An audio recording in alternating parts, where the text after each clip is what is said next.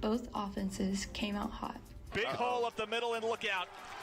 It's Epps breaking through inside the 35, trips up, stays on his feet at the 20, gonna be caught from behind. No, touchdown, South Houston.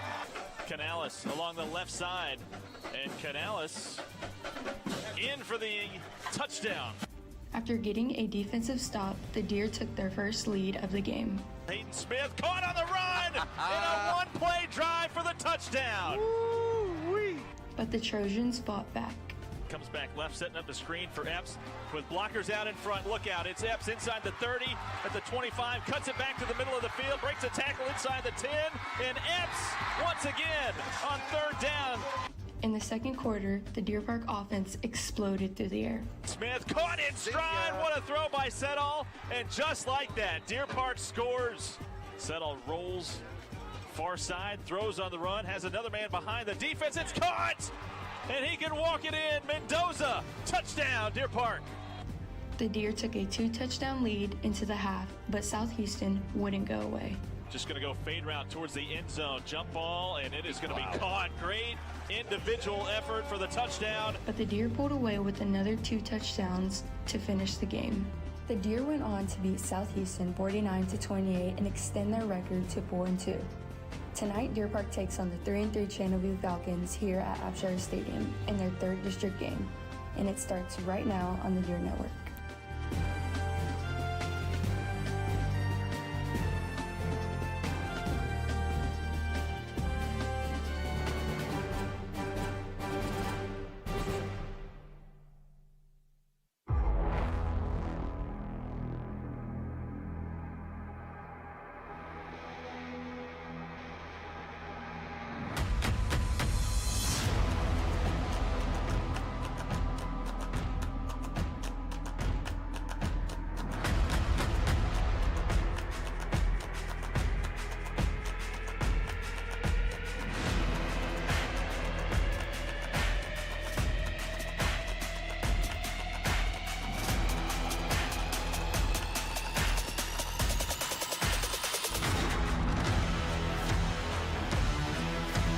Throws, has a man open and caught, touchdown, makes a man miss, side of 5, turns it upfield, into the end zone, touchdown, and under pressure, loses the football, throws towards the end zone, caught for the touchdown, unbelievable, somehow finds the end zone, Robles inside the 5 and all the way in, touchdown.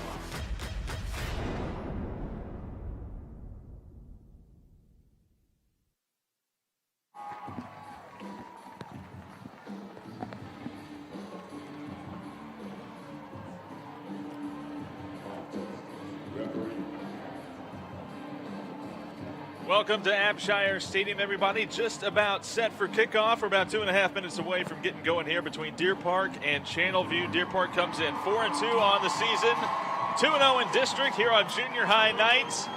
Exciting for all those kids running through the banner there to get us going. Good grief, there's a lot of kids. That is out a there. lot. That is a lot of kids. That's every junior high in Deer Park, and they're all represented tonight for junior high night. And man, that is a lot of young men right there that look forward to the day that they get to put on the maroon and gold and run through that run-through banner. Well, the 2021 version of the maroon and gold jerseys, 2-0 in district play, hosting the Channelview Falcons. Channelview comes in 3-3 on the season overall, 1-1 in district. They blew out Pasadena last week, 67-0. They blanked the Eagles, and then their lone district loss. They hung with Dobie, lost to the Longhorns, 55-49. I tell you what, that Dobie score is one that really caught my attention when we started looking at it and talking about it. Because we know that Dobie's got a good football team. So for them to be able to hold that close tells me, hey, these guys are pretty talented, which Channelview's always got some talent, and I'm excited to see this game tonight.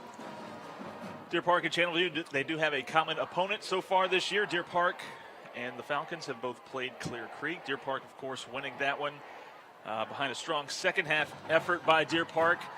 Meanwhile, the Falcons, though, lost to Clear Creek. That's the Wildcats' lone win on the season. So it's kind of, you don't know which team you're going to get here tonight. Exactly, and that was the point that we were talking about before we came on the air is that, you hear how well they played against Dobie, but then you see that score, and you're kind of like, okay, wait a minute, because we did very well against them. So, again, which team are you going to get tonight? And, of course, I guarantee you Coach Flynn would say, prepare for the better team always. Getting ready for the national anthem here, so we will turn it over. Public address announcer.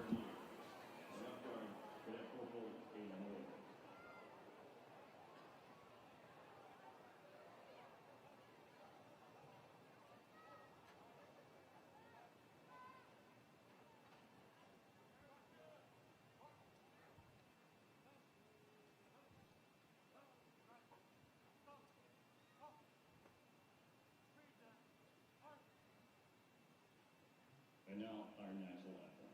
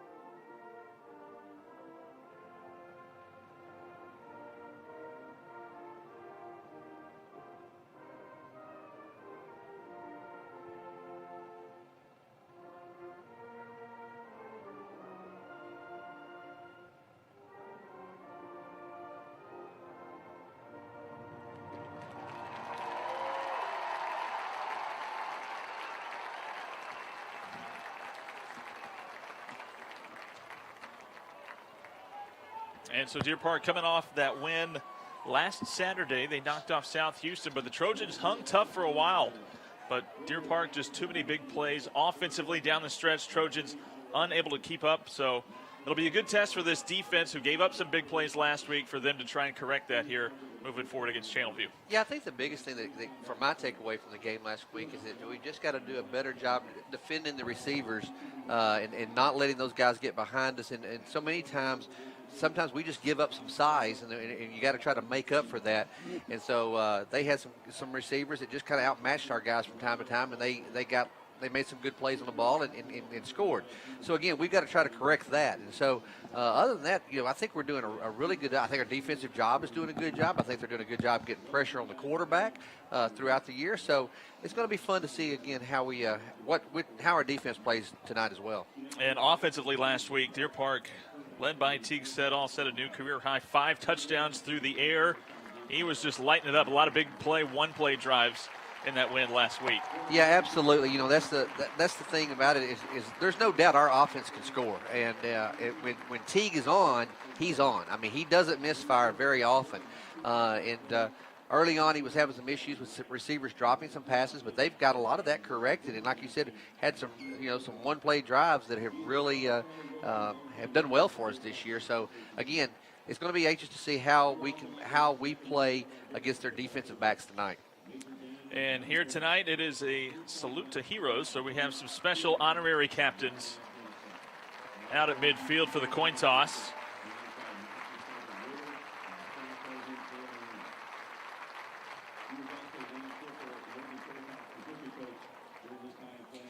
I tell you, with all these junior high appearances and stuff too, we got a good crowd in the stands tonight. So good group.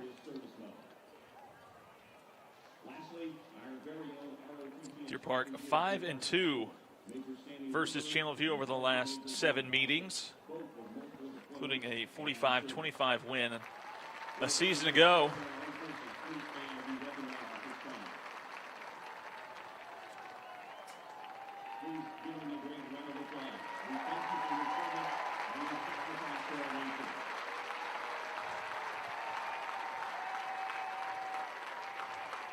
Doing a recognition of all of our veterans in the stands tonight. So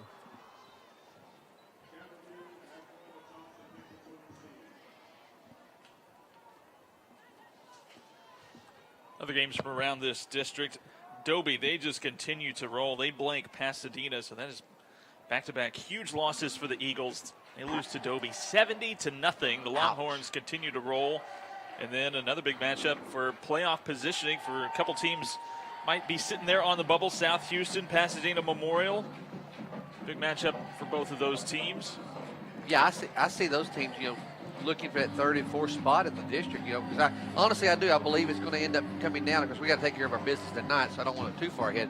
But I really do believe that it's going to be Deer Park and Dobie that's going to be fighting for that number 1 and number 2 spot. And of course, I think, who knows what Channelview might end up doing. Yeah, Channelview, another one of those bubble teams that can they win against the South Houstons, the Pasadena Memorials?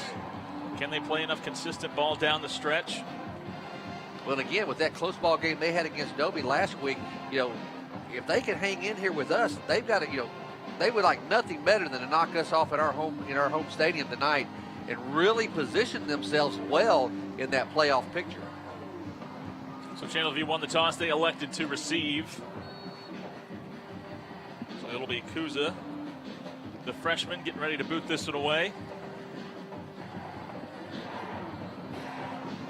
And you have number 3, Marcus Neal, and number 5, Josiah Prince, who are back deep for the Falcons, standing at about their own 11-yard line.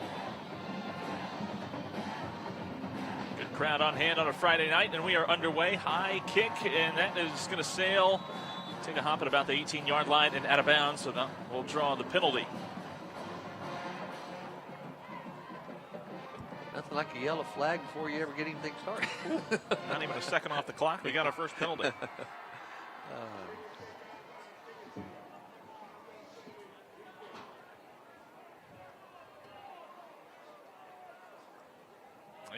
They're going to elect to re-kick, aren't they? Coach Hertz going to elect for the re-kick here.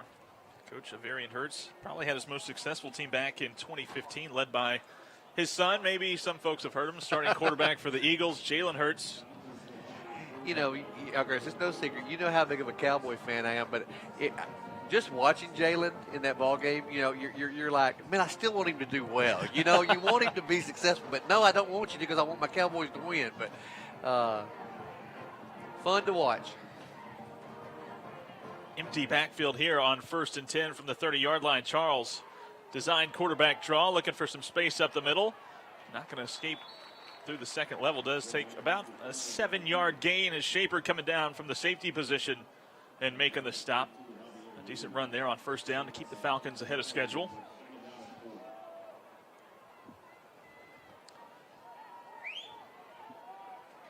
Second down and 3. The Falcons going with a little bit of tempo. Send a man in motion.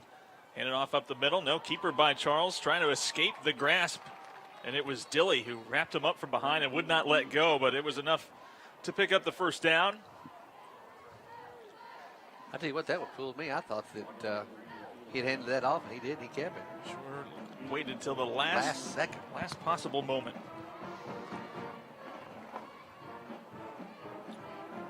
Another empty backfield look here as Charles looking towards the sideline.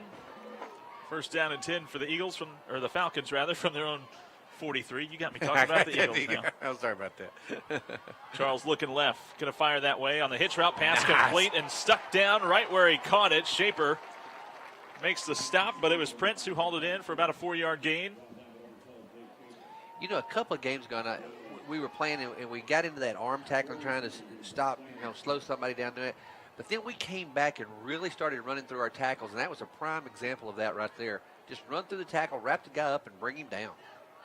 2nd down and 6. Jaden Jones stays in to block for Charles, who has all kinds of time and just going to air it deep down the middle of the field. And it's going to be a jump ball inside the 15-yard line, incomplete. No flag on the play, and that'll bring up 3rd down. Once again, looking for Prince. Deep downfield, I think it was Shaper who was in coverage. A little bit underthrown.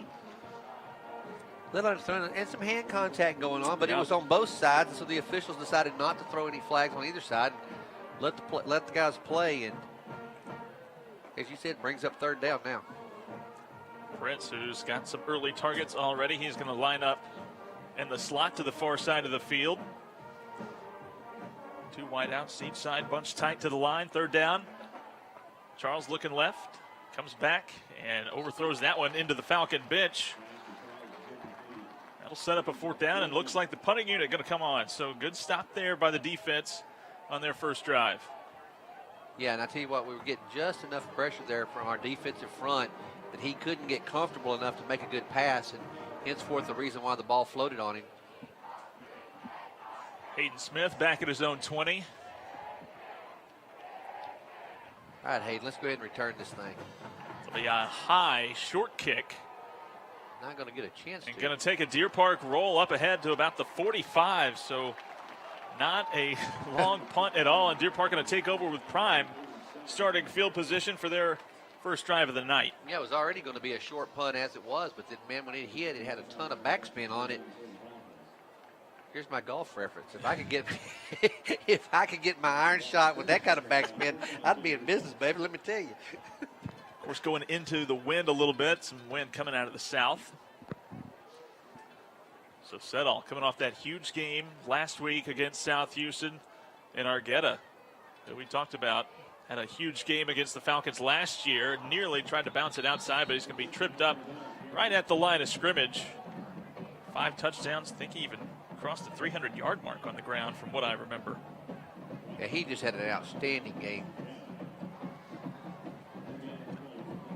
Been much more of a 2-back system here in 2021, as now you see Canales checking in for the first time tonight. He does lead the team in rushing yards. 2nd down and 10. Settle going to send Argueta in motion now. Hand it to him. No keeper by Settle, trying to find some running room. Spins ahead for a short gain up to about the Deer Park 49.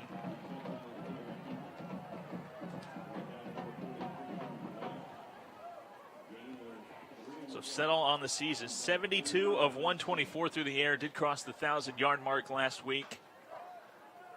1,110 yards on the season, 17 touchdowns, and just 1 interception on the year. That's pretty good stats. Pretty solid. 3rd down and 7 here. Uh-oh, did somebody wiggle?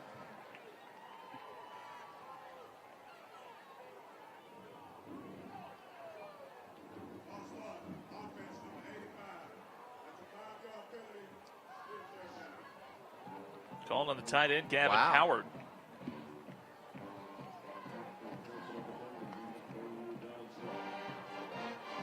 I'll push it back and make it a little bit longer. 3rd down.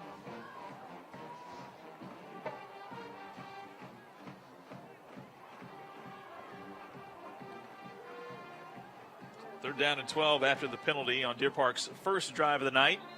There's a lot of discussion going on there. I'm not quite for sure what all the confusion's about.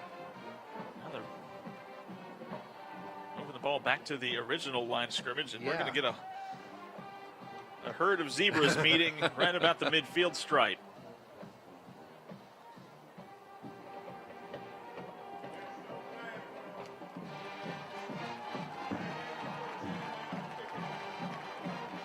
So no flag for the false start. Wow. So after all that, we're back to 3rd down and 7. Deer Park with the play. They're wanting to go quickly here. Wide receiver to each side. Argueta in at running back. Settle takes the snap. Looking left, going to go deep, looking for Terrence Smith along the sideline, just out of his reach, incomplete. Deer Park nearly connects on the big play. I'm trying to figure out how we didn't. I thought we had a free play right there. I thought they jumped off sides, but I don't see a yellow flag on the field anywhere. No flag on the punting unit coming out for Deer Park. Wow. So Deer Park unable to take advantage of the great field position following the punt. They go 3 plays and out. And number 11, Darren Williams, the junior wideout, standing back at his own 20-yard line.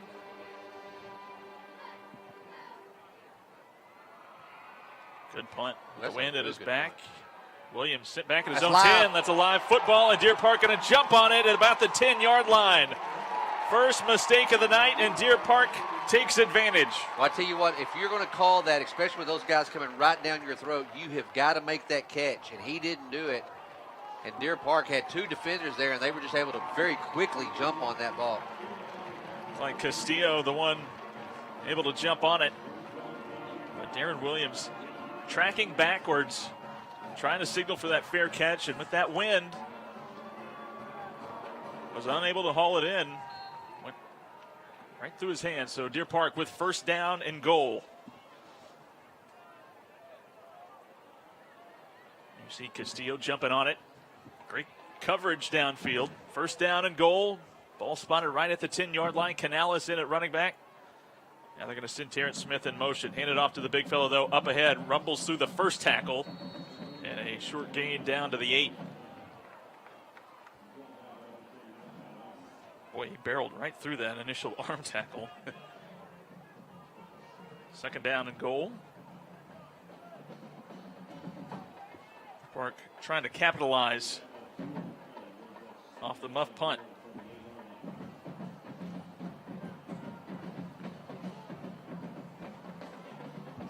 Now you have the big fella Braden Gilly checking in. We usually know what this what this means. has been. Fake the give, and Gilly straight ahead rumbles forward and takes a defender with him down to the 4. I love a run like that. Did he run right over the top of that guy? He stood him straight up and kept going.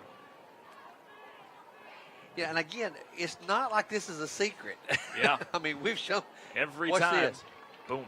Boom. Right. That was great. And that is a linebacker that your quarterback sends backwards. On his back. Third down and goal. Ball spotted right about the 4-yard line or so.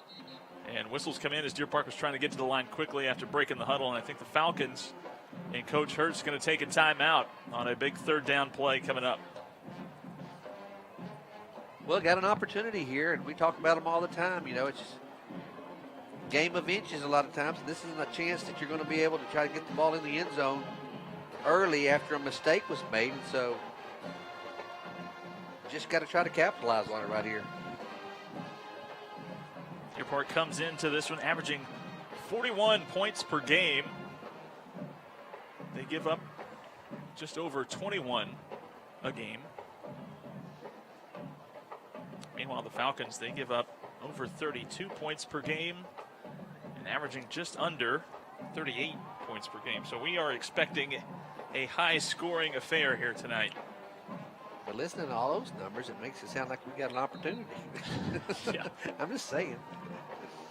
Of course, that 67 to nothing win that Channelview had last week, that can kind of skew numbers. Yeah. Very quickly. So the Falcon defense out there getting ready for a third down and goal. Deer Park, though, going to try and punch it in on their second offensive drive of the night, taking advantage off a muff punt. He took over at the Falcon 10. They go keep it on the ground. Canales following his blockers, rumbling his way in, staying on his feet for the touchdown. Good job right there. Just a good job by the offensive line. He all followed in behind that lead block and just pretty much no contest getting it across the goal line.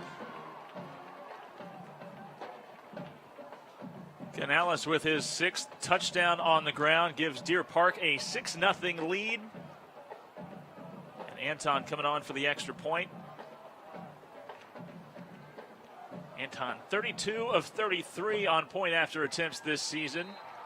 And make it 33 of 34 after he knocks that one through. So 7:06 to go. Deer Park strikes first. They're up 7-0. Here you see the replay as Canales just following those lead blocks, and even though offensive linemen pulling never really saw any defenders until they were already at the second level. Deer Park converts on a big third down.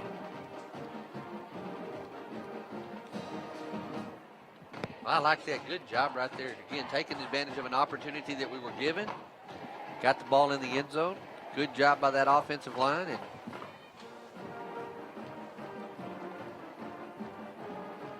yeah, Deer Park just 3 plays to go 10 yards, need up 1 minute and 21 seconds to get in the end zone. Like we said, take a 7-0 lead over Channelview. 7:06 to go in the first quarter.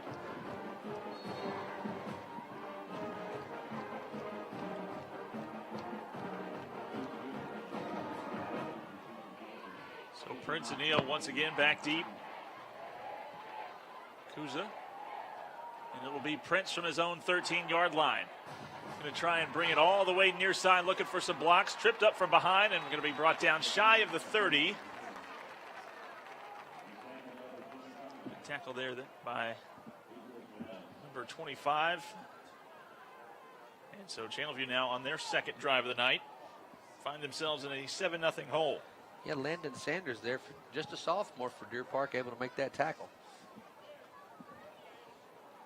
You got a more updated roster than I do. I'm sorry. You want to borrow my roster? All good. I'll share it with you. You need it more than I do. Hey, the thing is, 95% of the time, you've got them all memorized. I'm the one over here having to look up and down this roster. So the Falcons take over, and another flag coming in. Channelview coaches in the box next to us. They don't like it, but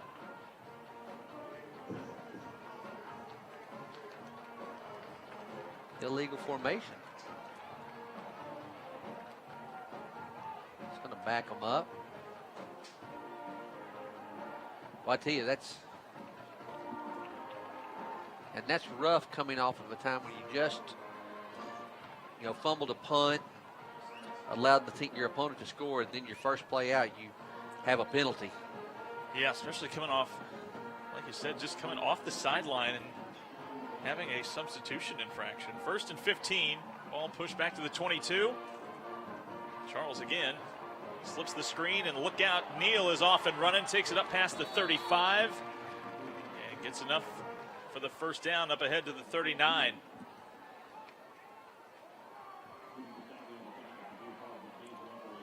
So it has been all Demetrius Charles so far. He's been the lone ball carrier and put it in the air already 4 times.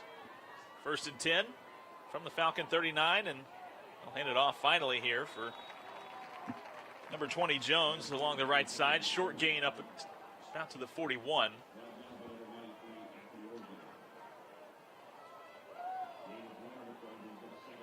Tell you what, Oregon's playing a good ball game for Deer Park. He's been doing it just consistently every game. Another little quick dump off, trying to get men in space. Initially hit hard by Gustav, but able to bounce off of it and take it up to about the 50. Enough for another Channelview first down. I think that collision probably surprised Gustav a little bit. I don't think he realized everything was happening quite that fast. Falcons going with tempo. 4 wide out set here. Charles takes the snap and hands it off up the middle for Jones, taking it down into Deer Park territory to about the 45. A quick hitting 5 yards there on first down.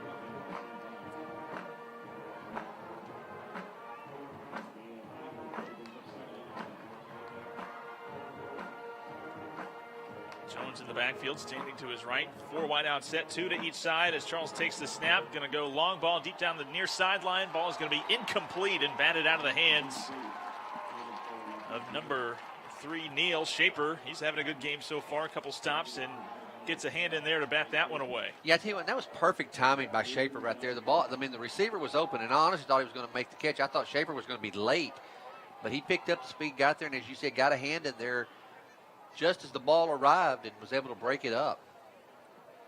He's playing really well tonight. 3rd down and 5, likely could be a 2-down territory for the Falcons here at the 45. They'll keep it on the ground. Charles going to try and follow his blocks, take it to the near sideline, nothing doing, and guess who? Shaper again coming down and putting the stop on Charles, picks up a few. Not enough for the first down, but is going to make it 4th and short. Well, great job there by Mallet to get the pursuit going, and then Shaper came in and just cleaned things up. 4th down, offense staying out there. Now looking towards the sideline for the call, still plenty of time. Ball at the Deer Park 43-yard line. Play clock at 5 seconds now. Charles takes the snap at the last second, looking left, quickly throwing. Defender fell down, and that ball incomplete. Ooh, we got lucky right there.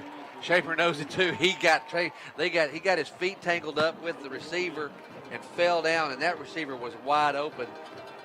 They just missed the mark on that throw. Looking for Prince. They've taken some deep shots already. It has not paid off yet, but like you said, Deer Park getting lucky there. Shaper falling down on the play, and Prince never knew where it was. That ball just put too far out near the sideline. Yeah, we got lucky there because he was all by himself after Schaefer hit the turf. So the Deer Park defense holds on 4th down, and the offense takes over. Once again, they've had good starting field position all night tonight. Handed off to Argueta up the middle. Finds a little bit of a hole, but that closes quickly. So he takes it up to about the 45.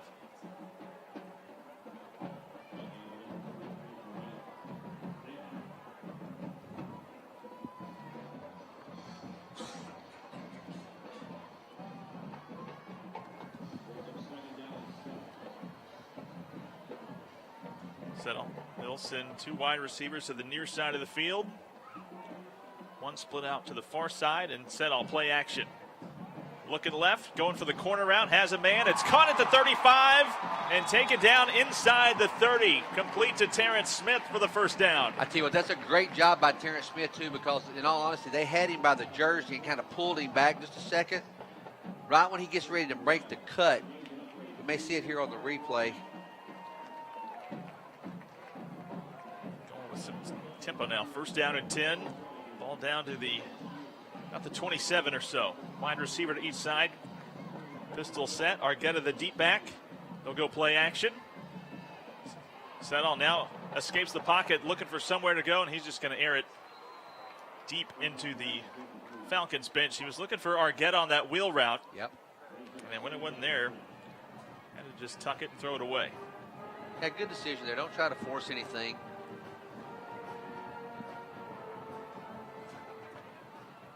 I'll bet you a McDonald's shake that we're fixing to run the quarterback draw.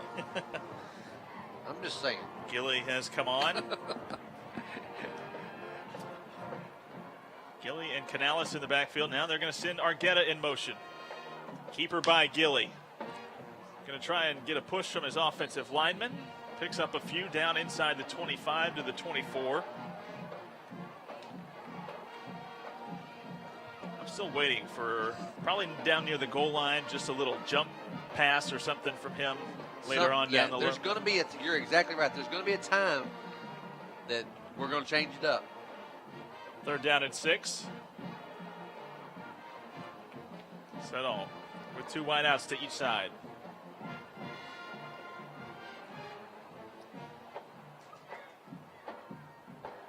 Settle looking over the defense, takes the snap. They come with pressure, slant route, pass complete to Terrence Smith. Stops on a dime, cuts back near side, and taken down right about the 10-yard line, but it'll be 1st and goal on the good yards after catch from Terrence Smith. Great catch by Smith there. Great cut back to pick up a couple of extra yards after the catch. But I tell you what, this right now is Settle doing his thing. He's comfortable. He's not getting a rush and throwing strikes.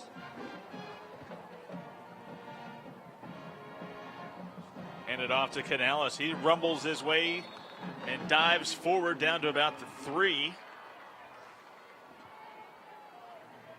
Canales with the game's lone touchdown so far tonight. Puts Deer Park a little bit closer off that run. 2nd and goal. Canales will stay in. Terrence Smith going to be lined up in the slot to the far side of the field. Hayden Smith lined up outside of him. And both tight ends shifting from left to right. Handed off to Canales along the left side. Tries to fall forward, and he is in for the touchdown. Canales punches it in from 3 yards out for his 2nd touchdown tonight at Deer Park with a 2-possession lead.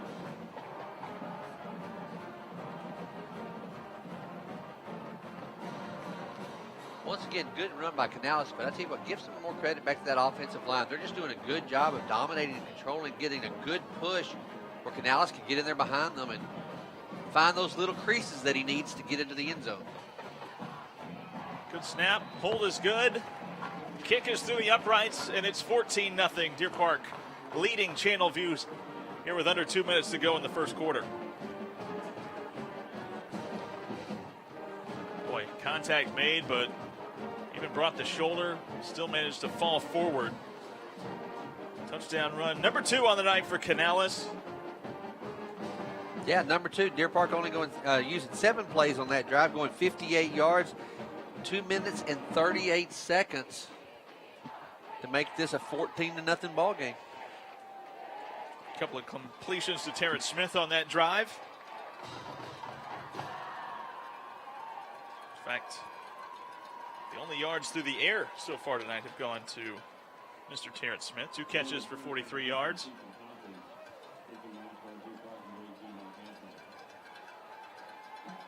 And Channelview, even despite being in a 14-point deficit, we've seen them attempt the big play, and they've been close a couple of times.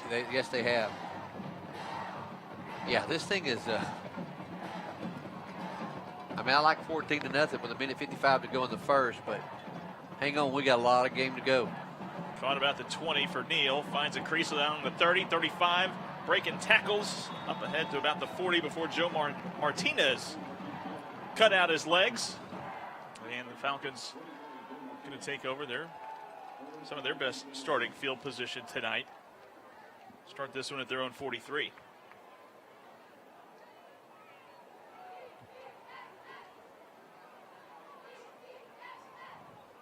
Well, defensively, we've looked pretty good tonight, Mason. So we've kept the pressure on the quarterback. Not allowed to get him really set to where he can make a good pass. Channelview 12 plays tonight, 53 yards of offense. Good for under 4.5 yards per play. And another flag On the as Channelview is coming out to the line of scrimmage after a kickoff. And luckily, a timeout going to be taken. Coach Hurts burning his second one of the half. Still with time here to go in the first quarter. Yeah, and that's got to be frustrating, though, for Coach Hurts, because you know I mean, like you said, he's burned 2 timeouts already, and they're coming out. It's like you said. I mean, first play coming out of a scoring drive for Deer Park. Yeah. I mean, that's frustrating. Situations where you would expect the offense to be ready. Yeah, like you said, be ready. And you see a shot of the packed house here tonight.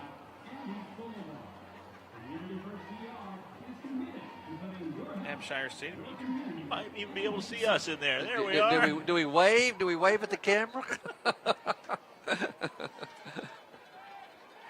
1st and 10. And Demetrius Charles and company come to the line. 3 wideouts to the far side of the field. You have Neal, the lone wideout, to the near side. Charles looking to throw. Deer Park comes with the blitz. They're going to go deep downfield again, looking for Neal. He's got it on the run. 1-play drive, and the Falcons right back in it. 57 yards. Yeah, you couldn't help but think they felt confident and kept trying to go at it. They were just barely missing. They were off the mark. And that time they were able to connect. Marcus Neal, the junior, got behind the defense, and a perfectly thrown ball by Charles as Deer Park gets burned as they were trying to bring pressure.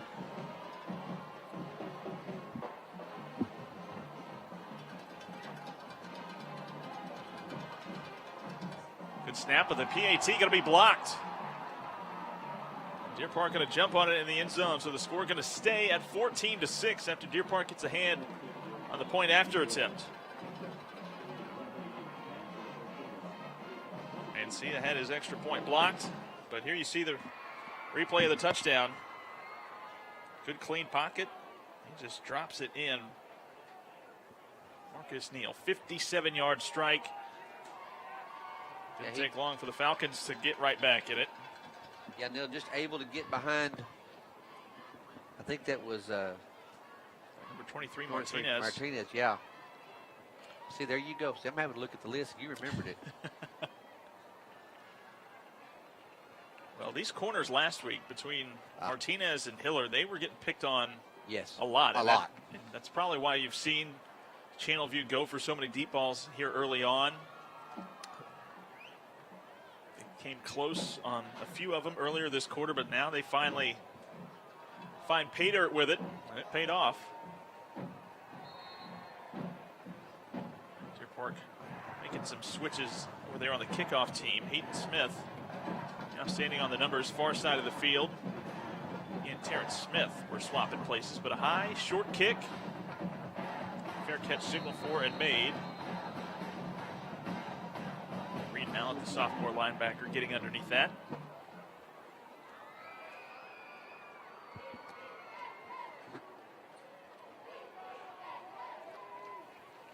Well, this is an offense that's been moving the ball well tonight. 13 plays, 71 yards. They've had some short fields to work with. I think this might be their worst starting field position of the night at the 31. Well, that's been the exciting thing about this offense. It is when the defense gives up a score, they know that they've got an offense that can come back and get those points back. So when you're up 14-0, okay, you give up a touchdown. Now let's go get another one back. Little shovel pass here on first down. Gavin Howard picks up about 7 or 8 yards on first down. It's a wrinkle I don't think we've seen this year. Howard, the team's leader in receptions and receiving touchdowns. 17 catches on the year, 8 of them for touchdowns. Second down and 3. 3 wideouts tight to the line to the near side. And they hand it off to Argueta. Breaking through the first tackle, and Argueta on the run at the 45 and staying on his feet up ahead to about the 49. First down and a whole lot more as he gets up close to midfield. Good run by Argueta. I tell you what, he made I guess it's probably the second cut he made. He just broke that guy's ankles, cut him back up to the middle. Just here it comes right here again. Gets through that tackle, and right before that, he made a little cut. Man, that was a nice move. Ball spot at the Deer 49-yard line as we approach just 30 seconds to go. First quarter, 3 wideouts. Near side of the field, Canales is checked in at running back. Option look, handoff. Going to go to the big fella who's met at the line of scrimmage and dropped for the loss. Miguel Sija coming through, the junior linebacker. See, that's the other smart move that I do, is when I don't know how to pronounce the name, I wait until you say it. Well, I just took a shot in the dark. That's a good one, brother. I like it. Sija, that's it. You pronounced it correctly. As far as I'm concerned. It'll be second down and 11 to open up the second quarter, but Deer Park leading Channelview after 1, 14-6. Back with more here from Abshire Stadium. You're watching Deer Park football on the Deer Network. Community First DR is open 24/7 with little to no wait time. Our friendly medical team is standing by waiting to provide you concierge-level medical care. Caring for our Deer Park athletes is one of our top priorities. Community First DR is conveniently located on Highway 225 and East Boulevard. Community First DR is committed to putting your health, your community, and you first every day.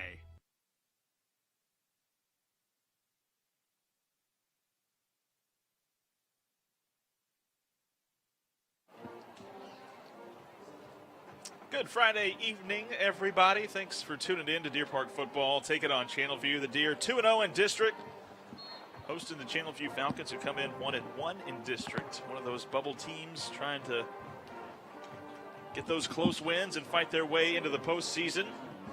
Second down and 11 for Deer Park.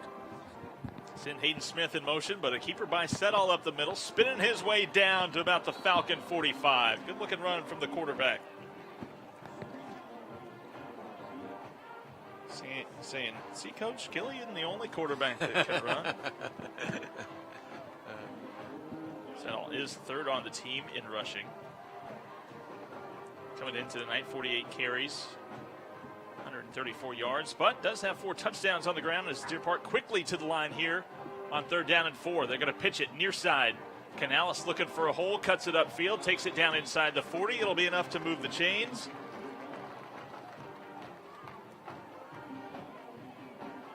Deer Park with the tempo pays off. Well, I tell you, Canales, he just quietly goes about his job, doing what he's supposed to. Fun to watch him run the ball. First down at 10 at the Falcon 39. Argueta has checked in. And last season it was very Argueta heavy, with Canales kind of coming in just to give him a breather, but now it's much more even in terms of the workload. Setall going to go deep. Has a man behind the defense, and it is going to be caught over the defender. No, incomplete, but we're going to get a flag. Parrish Smith nearly skied for that ball and brought it in.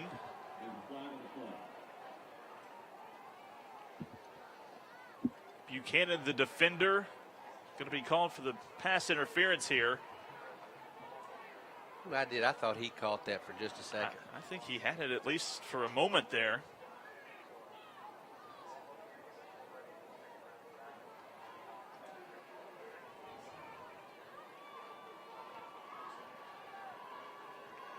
Here you get a replay.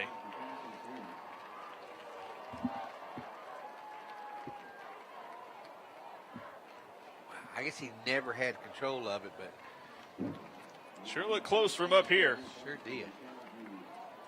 So the ball pushed down to the Falcon 24-yard line after the penalty. First down and 10.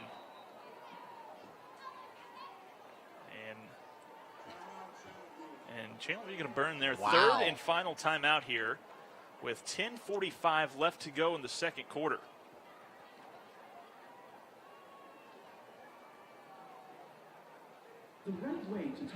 They're trying to do everything they can, I guess, right now. They saw something they just didn't like, and they weren't prepared for. And down 14-6, go ahead and burn the timeout. Make sure you got the, try to have the right personnel on the field to keep Deer Park from getting in the end zone. Yeah.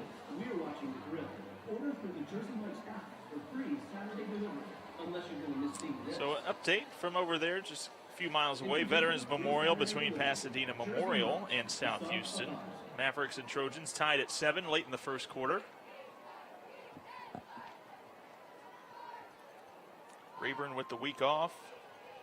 And then we already mentioned Dobie rolling through Pasadena 70-0. It'll be first and 10. 24-yard line.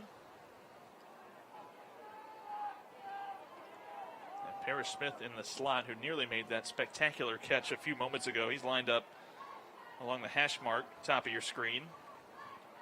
Terrence Smith outside of him. And Hayden Smith down below. But they're going to hand it off to Argueta, trying to turn the corner. Flag thrown as Argueta turns it inside the 10, 5, and races his way into the end zone. But flags all everywhere. over the field. Yeah, there's, and all from different officials, and I think different calls. So let's see let them work it out. See what we got. 3 flags down on the ground, probably 3 different holds. Yeah, I definitely know the first one was a hold.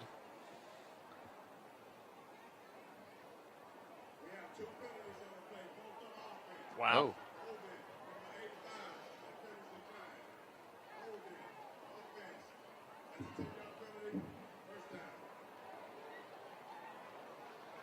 So a whole lot of holding going on. That's right. That's why Argueta wasn't touched. That's it. All 24 yards of that run. So ball pushed back to the 34 after the penalty. First down and 20. Deer Park with a 14-6 lead.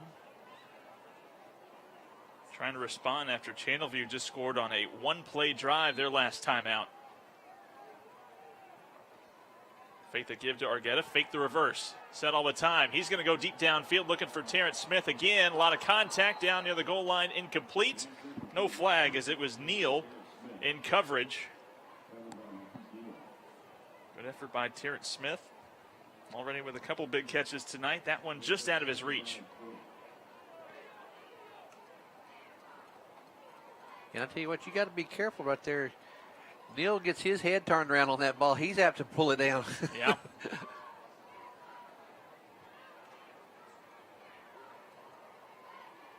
Three wideouts, far side of the field. On second down and 20. Play clock at 5. Channelview just going to rush 3. Now trying to set up the screen for Argueta. He's got some blockers out in front, turns it upfield and takes it down to about the 25. That'll make it third down and manageable. Yeah, now you got a little room to, I mean, it's still 10 yards, but something that you can at least work with. Right. Of course, it's going to be in 2-down territory here, so. Deer Park 3 for 4 on third down tonight. Settle takes the snap, rolls the pocket, near side going towards the end zone. Just overthrown as he was looking for Parrish Smith in the end zone. Smith had some space on his defender, But I think he ran that route just a little bit flatter, or maybe that ball just got away from Setall. Definitely had a step on his man. So now, like you said, 2 down territory, 4th down and 11. Canales, the running back. Right now, you don't have to get all of it. Just get the first down. Pick up the first down at about the 15. And Deer Park going to take a timeout. right before the delay of game penalty, Deer Park takes their first timeout. I guess that's the only person that can take a timeout, right? That's right. They're out. So that'll give Coach Flynn a little bit more time to think about it on 4th and 11 from the 25. Okay, so take this right. I tell you what, though, it's getting to feel like football season. Weather's, getting a little cooler outside. Yeah, you're from Texas when you settle for the mid-80s. Exactly. But yes, that humidity has certainly dropped, and that does make that's the secret. That makes right there. all the difference. That's all the difference. Less swamp-like out. in Deer Park, 7730 Spencer Highway. Had consistent winds out of the south throughout the course of this one. So Deer Park going into the wind. That also might be a factor as to why they don't try and kick the field goal here.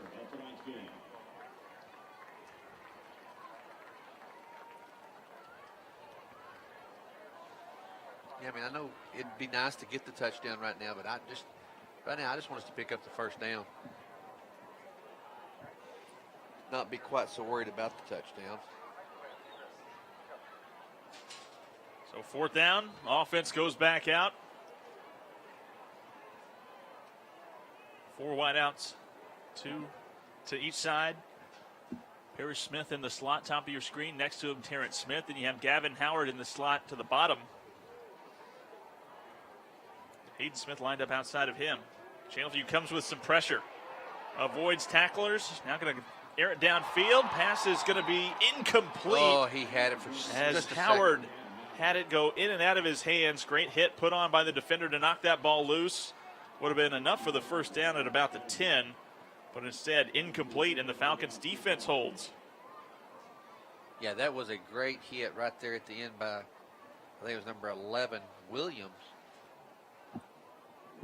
Just as the ball arrived, he had it in his hands for just a split second. I thought he was going to make the catch. He got his feet planted, and he was in bounds, but just couldn't hold on to it. So over on downs. Great placement, though, by Settle on the run there, as he was running for his life as the Falcons had brought some pressure. And now Channelview take over. Looking for a quick throw, nothing there. Charles going to try and take it himself. He's going to bounce it all the way to the near sideline and take a stroll out of bounds shy of the 35.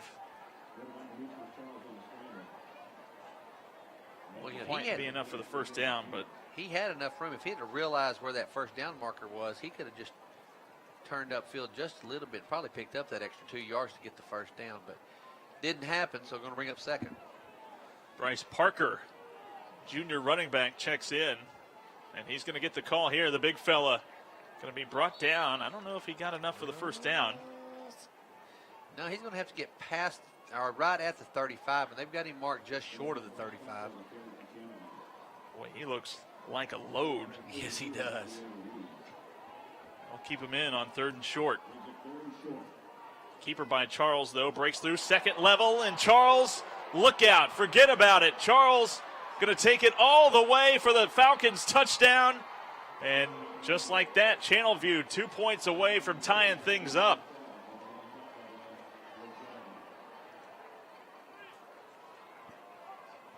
Yeah, here you go. Now you're understanding why they were able to score so many points last week. They could score very, very quickly. And that was set up there very well by the play before that. Everybody thinking they were going to go just to try to pick up that 1 yard, and Charles decides, nope, I'm going to keep it. And right up the gut he goes and makes the big run. 66-yard touchdown run. They settle for the extra point kick. It's now 14-13 with 9 minutes to go. Here you see keeper by Charles breaks through and Once he got to that second level, it was. Well, again, everything collapsed down there to his, actually it was to his left. Again, everybody thinking that the back was going to get the ball here. And he just goes right around the end of everything, breaks one tackle, and then it's off the foot race. Charles, nobody close to him on that 66-yard scamper. And just like that, we got ourselves a one-point ball game. And 13 unanswered points by Channelview after Deer Park had jumped out to a 14-0 lead in the first quarter. Channelview they've used some big plays to get back at it.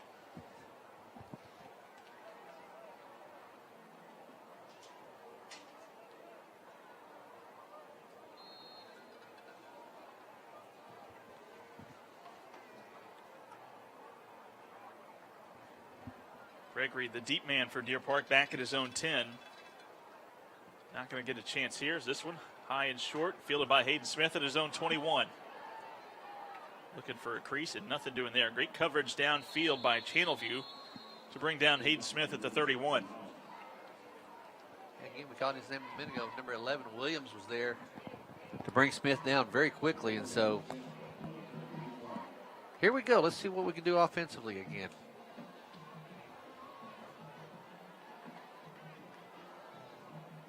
Deer Park, 22 plays, 110 yards of offense so far. Sitting right at 5 yards per play.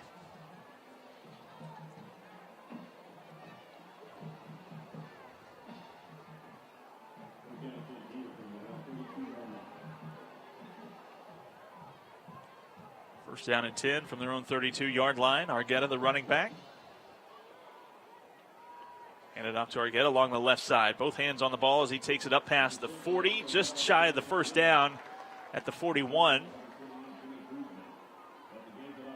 Man, I was hoping we'd get a little extra step on that one and get that first down, but going to be a little shy. Does let you kind of open up the playbook here on second and short. It really does, though. Yeah, you got a lot in front of you right now. They bring in the heavy formation, though. Offset eye in the backfield. Keep it on the ground for Canales. Hesitates at the line, but finds a hole and dives down. Picks up the first down. Out to the Deer Park 46.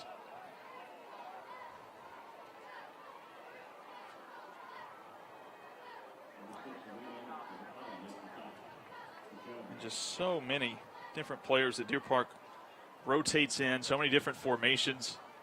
Can really wear down a defense over the course of a ball game. Both tight ends shifting from left to right. Now Terrence Smith goes in motion.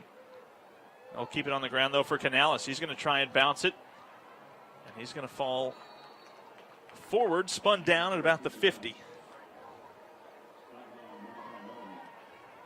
And number 10, Martin, was in on the tackle initially for the Falcons. Got him wrapped up around the knees where he just couldn't keep those legs driving, was able to pull him down. Argueta comes back on. Second down and 6, ball right at midfield. Set all play action. Going to go deep downfield. Has his man staying on his feet. What a grab by Terrence Smith and the touchdown. 50-yard strike, Terrence Smith. He made up for it right there. That was a great play. Just reached back and grabbed the ball. Defender was right there with him. Yeah, draped all over him. All over him. He just took the ball away and made a great play. Great concentration by Terrence Smith. And he's having a career night now, approaching the 100-yard mark. 3 catches, 93 yards, and a touchdown. For a guy who's only had 5 catches and just over 100 yards coming into tonight's game. Anton's extra point is good, and the lead back up to 8, 21-13, 7:02 to go. Ooh, we needed that just to kind of get things calmed back down and reset. Settle with his 18th touchdown throw of the year. And it was Neal in coverage, but what concentration by Terrence Smith. He just reaches right up over the top of the defender right when the ball comes down, makes the catch. Doesn't allow that defender to bother him. Deer Park goes 68 yards on 4 plays, using 1:51 to go.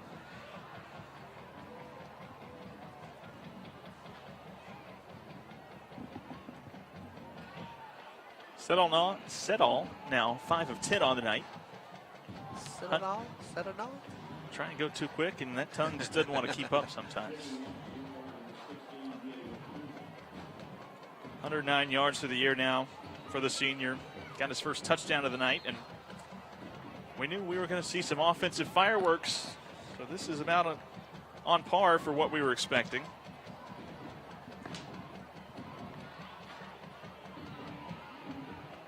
Kuza going to be kicking into the wind. A high short kick fielded by Prince on the run about his own 20. Takes it up past the 30. Met by a whole host of maroon jerseys and some extra pushing and shoving up into the Channelview bench before that gets broken up.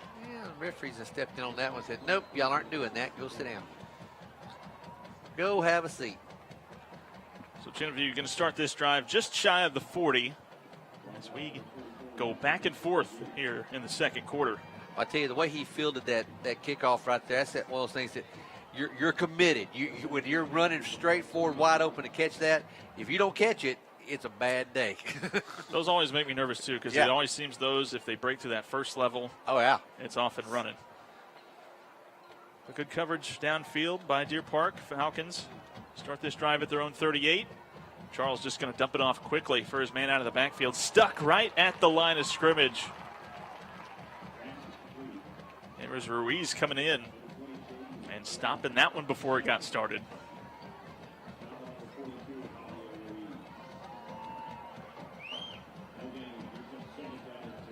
No gain on the play. Sets up 2nd and 10. Number 20, Jaden Jones back in at running back. Started this game. Charles with 3 wideouts to the near side of the field, but keep it on the ground. Charles with a big hole up the middle, and Charles is off and running again inside the 30. And once again, Charles burns the defense for another huge run. Wow. Wow. That's all I can say.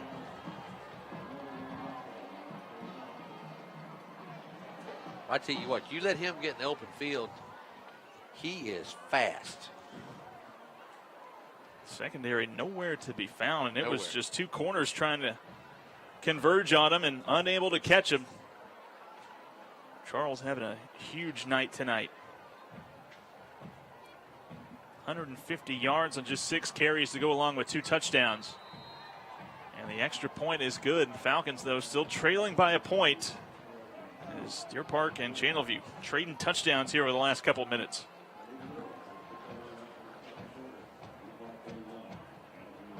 I tell you, it was never a question right there. He pulled that in from the snap, and he took off, and again, nobody around him. They have seen something there that they're picking on our defense right now with Mr. Charles. And just like we saw with South Houston last week, the big plays keeping them in it. Yep. Deer Park gave up a lot of big plays that kept the Trojans around. Same story here tonight, at least in the first half for Channelview. All 3 touchdowns have been on big plays. Well, right now, how big is that extra point they missed? That is the difference.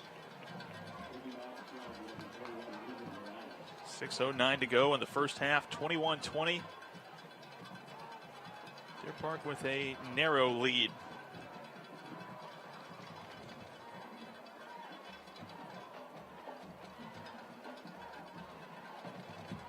Kickoff is away, and it will be Hayden Smith again, backpedaling inside his own 15-yard line. Now going to try and bring it near side. Makes his cut about the 20, 25, and breaking some tackles up ahead to about the 27 before being brought down.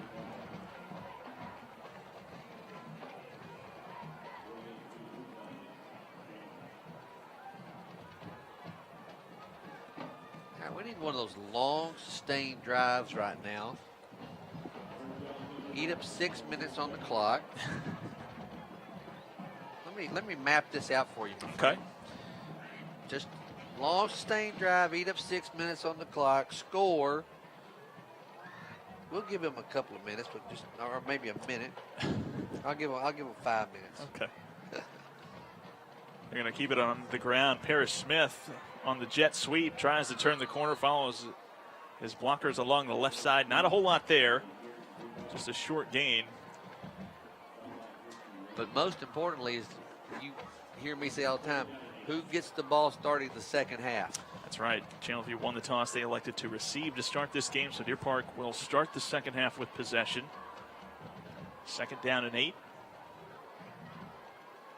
So, if you can take your time, eat time off the clock, and score right here, and then get the ball back coming out, could be a big difference in a tight ball game. Ball at the 29-yard line. Settle takes the snap. Quick throw. Passes juggled but caught by Parrish Smith.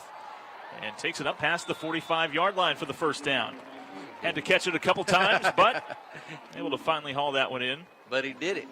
There was nobody around him after that quick little hitch route. Yeah, it was one of those things. There was nobody there, and it was just like, I'm wide open. We've seen some drops by the wide receivers over the course of the year. So that one kind of made you a little bit nervous, but good concentration after that ball had been deflected. Yeah. 1st down and 10. Settle. Going to hand it off to Argueta, who's hit right at the line of scrimmage. Bounces through it initially as he got through the tackle of Malachi Martin. Takes it up just inside the 50-yard line at the Falcon 49. Clock continues to run with 4.5 to go, and if Tim has his way, about 3.5 minutes left on this drive. That's right. 2nd down and 7. What I'm saying anyway. Hayden Smith split out to the numbers, bottom of your screen. Terrence Smith, who just had the touchdown catch a few moments ago, lined up wide, top of your screen, but they'll keep it on the ground. Canales finds a hole up the middle, and he's going to be pushed forward near the 1st down marker. See where they're spotting him, and they're going to signal 1st down.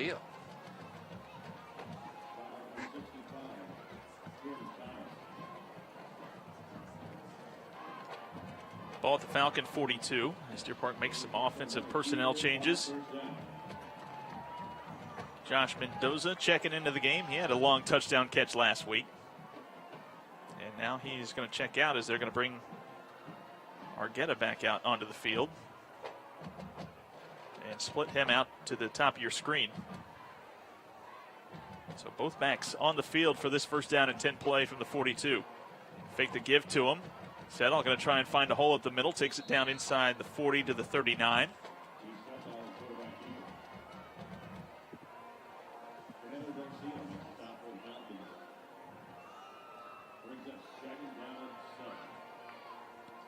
Ted, I like the call right there. Just gives Settle an opportunity to just get as many yards as he possibly can, and then set yourself up for 2nd and 7. That's not a bad down to be on. Clock continues to run inside of 3 minutes. They send Terrence Smith in motion. Hand it off to Canales with a big hole. Spinning through one tackle down inside the 35. Be just shy of the 1st down. But boy, when he first got that handoff, the way the offensive line was pulling and not hitting anybody till a few yards downfield, you think that one might go for a long run. But instead, going to be just shy of the 1st down. Ball at the 33-yard line. Deer Park breaks the huddle. Quickly to the line. Falcons stack the box, but they keep it on the ground. Argueta finds enough for the 1st down inside the 30. There we go. Clock will stop momentarily as they move the chains with 2:18 to go. And if this drive ends with about a minute left, I might lose my mind.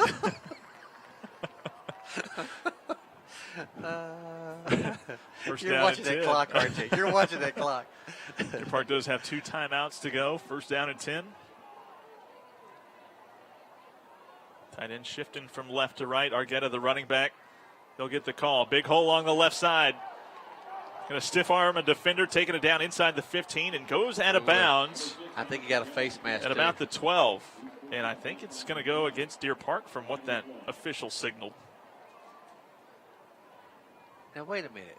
There was a man trying to make the tackle out there.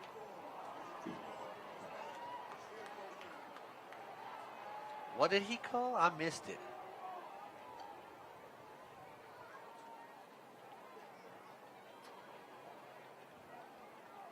They got a hold. Okay, the guy that had the ball I held. think they called it on Terrence Smith, I believe.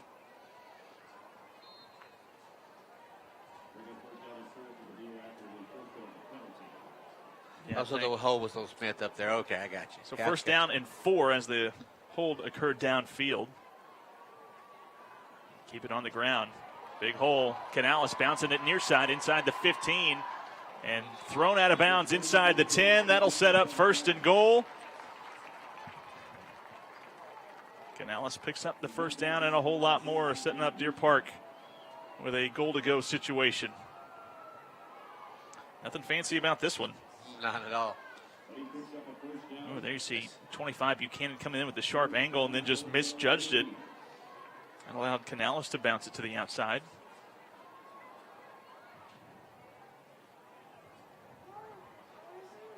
First and goal from the 8. Canales, the running back. Pitch out to him. Going to try and turn it upfield inside the 5, and Canales is in. Touchdown, Deer Park. Well, partner, it wasn't a minute left, but it was pretty darn close. 1:28 to go. And Deer Park, like you said, burned a lot of clock on that drive, and they cap it off with a touchdown. Yeah, just a good drive right there. Good sustained drive. Drove the ball down the field. Had the holding penalty, but able to punch it in there. And, man, that's huge now if you can just, kick off to them and hold those guys, because they can score very quickly. But they'll have to do it with no timeouts. Of course, that has not been a problem when they have had their big plays. Extra point is good. Lead back up to 8 with just under a minute and a half to go in the first half. Deer Park back up on top by 8, 28-20 here on the Deer Network.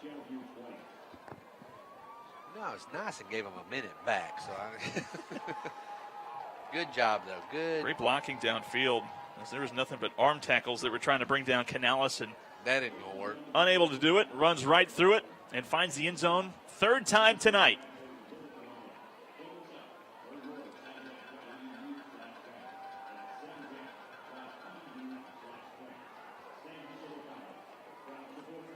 All right. 12 carries, 65 yards on the night for Canales. Let's get good coverage down here on this kickoff.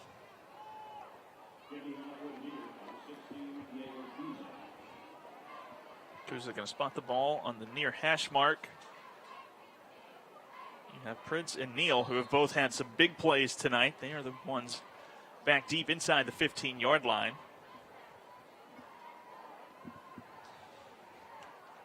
Yeah, Deer Park using 4 minutes and 32 seconds to go 73 yards on 10 plays for that touchdown. High short kick. No fair catch signal for. Made by Williams at about the 30. Turns it upfield. And tackled by Deer Park at about the 40. All right, defense. Time of possession tonight. Deer Park 16 minutes and 10 seconds to Channelview's 6 minutes and 22 seconds. They have taken advantage of those big play drives. Deer Park. Last two possessions they've had, Mr. Charles has been the story. Yeah. Minute 21 to go. No timeouts for Channelview. See if we can keep him in check right here. Takes the snap. Has all kinds of time. Now going to escape the pocket. Loads up, fires deep downfield, and the pass is caught. Wow. One play yet again. Touchdown, Channelview. This time it's Prince. 59 yards and one play drive again. Big plays are just eating our lunch tonight. One-on-one coverage. Boy, initially I thought that ball was going to be overthrown, but good adjustment by Prince. 28-26.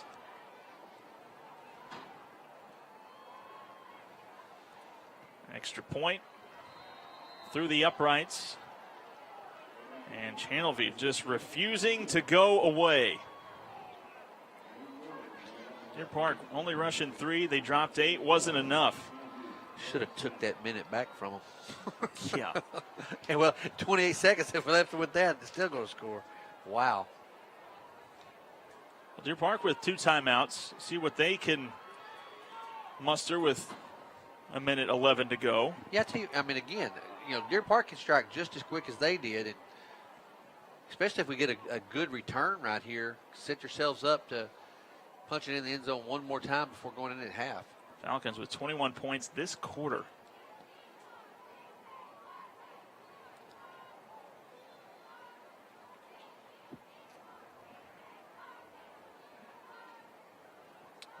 Charles, 6 of 10 through the air for 147 yards. He's added 151 on the ground, so already contributed close to 300 yards of offense. And did I mention we're still in the first half? Yeah, that young man's an athlete. Of course, this is a matchup that is typically pretty high scoring. Of course, Deer Park won last year, 45-25, but before that, 43-40. Deer Park won 36-27. Then in 2015, we had that shootout when Jalen Hurts was still here, 56-53 when the Falcons got the better of Deer Park. Hayden Smith from his own 20, trying to find a little bit of a crease, and nothing doing as he's brought down shy of the 35-yard line. So 64 seconds to go in the first half. Deer Park with 2 timeouts. Let's see how Coach Flynn wants to approach this one. Yeah, I think you'll see us use both timeouts.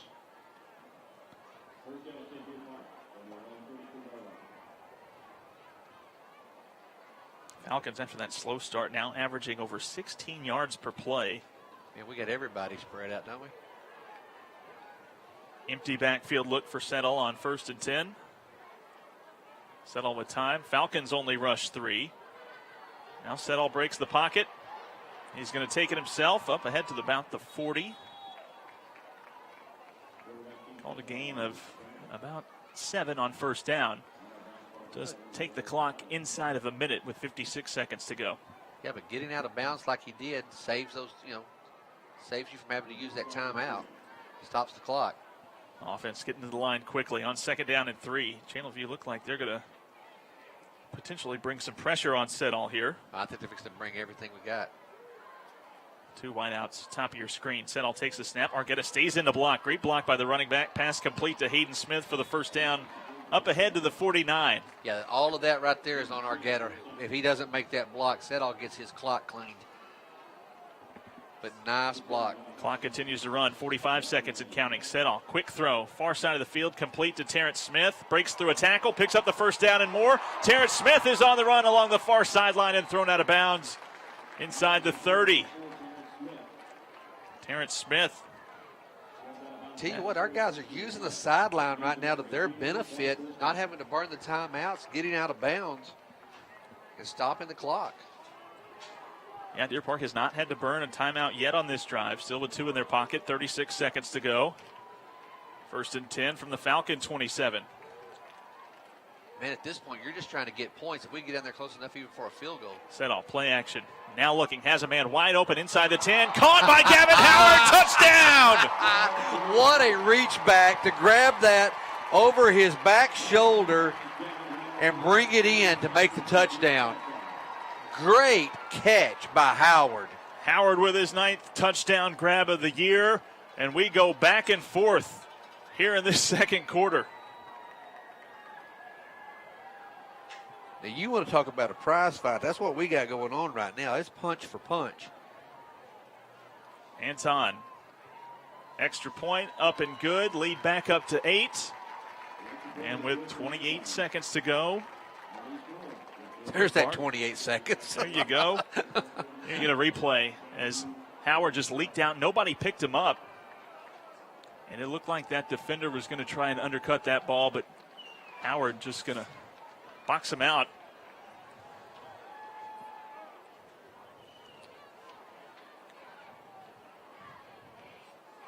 A great job there by Deer Park. Using 4 plays to go 66 yards in 35 seconds.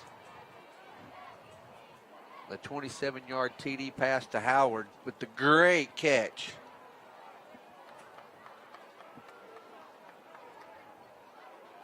Settle now 9 of 14, 100. But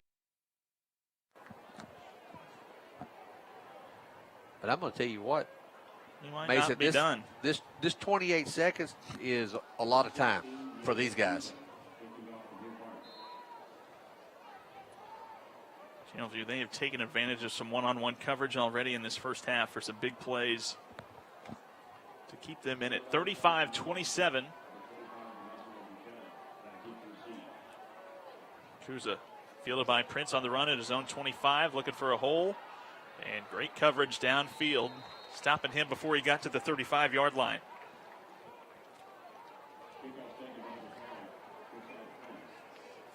So 23.5 to go. Well, really, if they've got any chance of trying to score, I can't help but think they're going to try to go to the air because they're going to have to, at least have the incomplete pass to stop the clock. Of course, again, the way he breaks tackles and gets through that front line, they just may do it on the ground with him. And Deer Park with all kinds of defenders back deep at about their own 40-yard line. 4 wide out set. Charles looking left. Steps up into the pocket and going to be tripped up from behind. Charles dropped for the first sack of the night. And with 10 seconds to go, don't know if the Falcons are going to get back to the line in time. Maybe for one final snap. Clock at 3 seconds, takes the snap. Quick little throw, pass, whether it's complete or not. That'll be the final play. Well, Morales got back there and made that tackle. Brought Charles down to the ground, and so great job there by Deer Park getting the ball back after being scored on, being able to go down and score again and take a 35-27 lead going into halftime, and they get the ball to start the second half. Over 600 yards of offense in the first half, and we've got a shootout here in Abshire. 35-27 at the break. We'll be back with more here from Abshire Stadium. You're watching Deer Park football on the Deer Network. Performance by the band coming up in about 14 minutes. Don't go anywhere. Community First DR is open 24/7 with little to no wait time. Our friendly medical team is standing by waiting to provide you concierge-level medical care. Caring for our Deer Park athletes is one of our top priorities. Located on Highway 225 and East Boulevard, Community First DR is committed to putting your health, your community, and you first every day.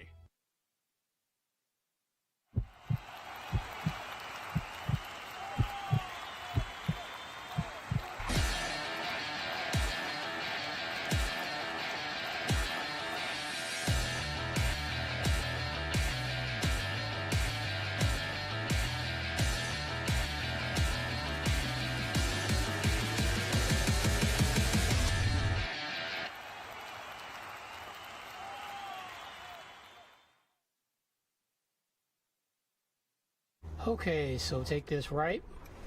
Now pull into that parking space. Now put the car in park. Great, thanks so much. It's my lunch break. You know you want that smoky, tangy, sweet, and spicy sauced and tossed Wingstop, where flavor gets its wings. Order now at Wingstop in Deer Park, 7730 Spencer Highway. The right way to top a sub is with real red wine vinegar made from red grapes and no food coloring. And the right way to film it is in slow motion. Obviously. Because authentic ingredients make a sub above. This Saturday, while you watch the game, we're watching the grill. Order through the Jersey Mike's app for free Saturday delivery, unless you're gonna miss seeing this. Introducing free Saturday delivery. Jersey Mike's, a sub above. I'm a proud Deer Park High alum, class of 2002. I grew up with Coach Flynn. We played baseball together. Now, I'm an attorney in Houston, fighting to make our community safer. We've recovered hundreds of millions for injured people, from car wrecks to refinery accidents. Deer Park prepared me for the challenges I face today, and when you need help, I'm prepared to fight for you.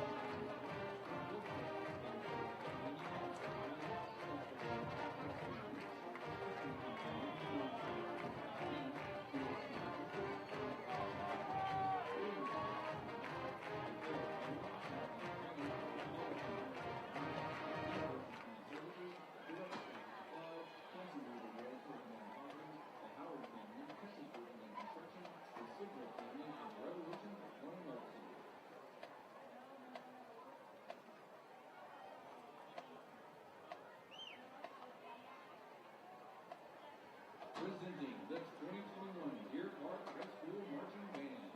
The band is under the field direction of drum major Sophia Castro, Lily de la Fuente, and Ariana Zambrano. The Records Award, the Instrumental Ensemble class. Section of the Week, Sean Bones.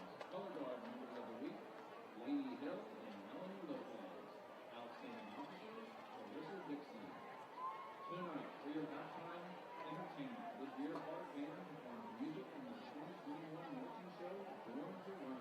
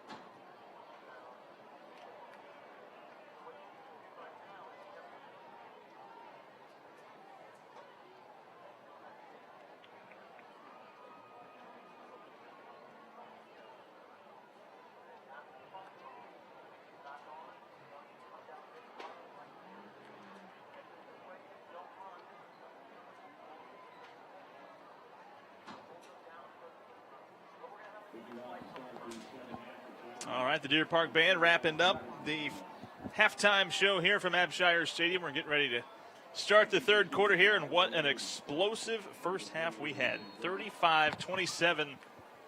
Both teams eclipsing 300 yards of offense in that first half. Deer Park got a desperately needed stop late in that first half to maintain an 8-point lead, and they do receive this second half kickoff with a chance to go up by double digits. Of course, they started the game up 14-0. Channelview erased that pretty quickly, and it has been a track meet ever since. Yeah, these guys have shown, again, just how fast they can score. Hayden Smith from his own 11-yard line gets ahead of steam, takes it up past the 30, and bumped out of bounds at about the 33. Well, I tell you, Mason, the fact that they can score so quickly, it really is important that Deer Park hold on to the football here, and much like the way we ended the first half, be as methodical as possible and eat up as much clock as possible and get this ball in the end zone. You don't want to give these guys the ball back right now because, again, just their sheer ability to score so quickly. Their time of possession has been little to none. Just 7 minutes time of possession for the Falcons. They put up 27 points on the board. Keeper up the middle by Settle on first down. A short gain out past the 35, up ahead to the 36. Since Channelview turned it over on downs back in the first quarter, they've had 4 drives. All of them go for touchdowns. 7 plays on all 4 of those drives for 253 yards.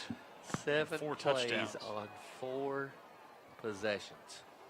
All going for touchdowns. 2nd down and 7 for Deer Park from their own 36. Keeper on the ground for Argueta. Finds some running room. Staying on his feet at the 45, nice. And Argueta takes it into Channelview territory. Boy, he got tagged coming across that center of that line right there. He got wheeled all the way around. Kept his feet moving. Never stopped. Nice run.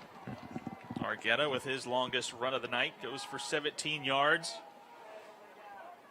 Needs to get his helmet fixed, so he'll come off for a play. Canales has come on, led the way for Deer Park in that first half. 3 touchdowns on the ground for the big junior.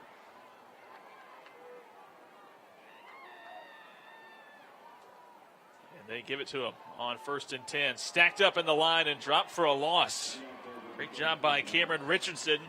Slicing in there and cutting down Canales for a loss of a couple back to about midfield. Actually, back inside Deer Park territory at the 49. At a loss of 3 on the play.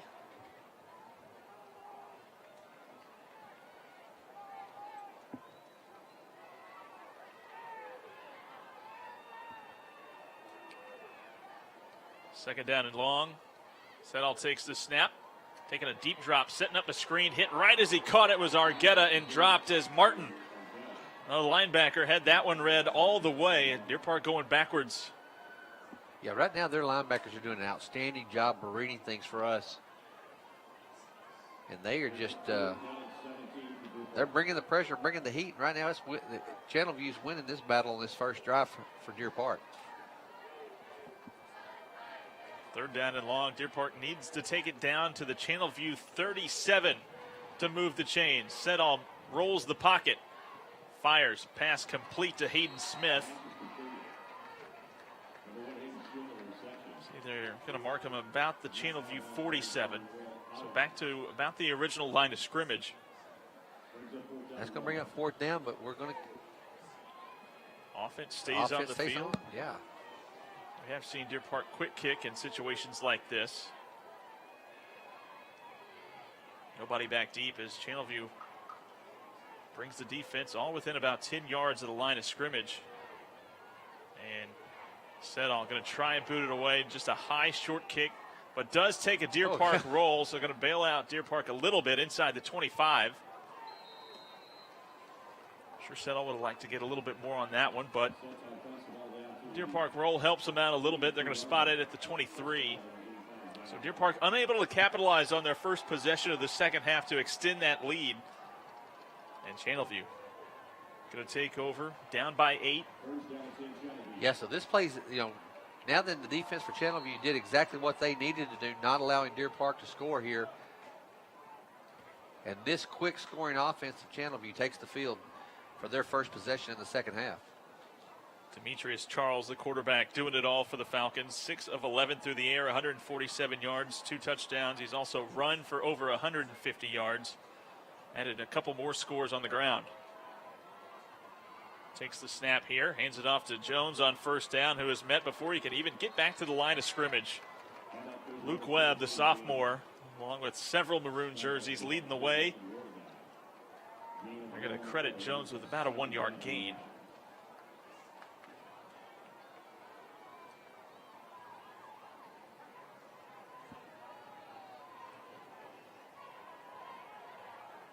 Four wide out set.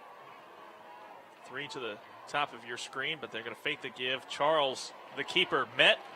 And now Mallet going to stick him in just desperation. Great pursuit, great tackling by Deer Park to blow that one up and drop the Falcons for a loss. Dangerous play there by Charles, getting rid of it late. That was Ramos that came over and made that second tackle there for Deer Park. Good job right there, guys. Wrap people up. 3rd down and 9. 2 wide receivers each side. Deer Park shows blitz. They come with it. Charles steps up in the pocket, fires pass incomplete off the hands of his intended target, Neal. And it drops to the ground, brings up 4th down. Gustav thought, oh no, I had it right there. It was right in front of me and I couldn't get my hands on it. Okay, good. He was focused on the tackle that he was going to have to make had he contact. Hey, so we'll take it. I'll take that any day. So a much-needed stop by this Deer Park defense on Channelview's first drive of the second half. Punt is away. Peyton Smith is going to tell everybody to get away from it. Takes a Falcon roll inside the 40. And finally rolls out of bounds at the 34. So Deer Park, they'll take that. They'll count that as a win. Yeah, absolutely. So both teams unable to move the ball on their first possessions in the second half. So here we go. Meanwhile, in that second quarter, each team scoring 21 points. So we saw 6 touchdowns in the second quarter alone. Settle and company back out, taking over at their own 34-yard line. You just know that we're not finished seeing the score. No. There's a lot more to Scoreboard go. operator's going to be busy tonight. Pitch out on first down. Good cut upfield. Goes Argueta before being upended out past the 45. Well, I tell you what, he was waiting on that block on the outside edge. It came right at the last second, and he was able to slide in behind it and pick up an extra 10 yards. They're going to mark him down at the 48. A quick hitting 14 yards by Argueta there.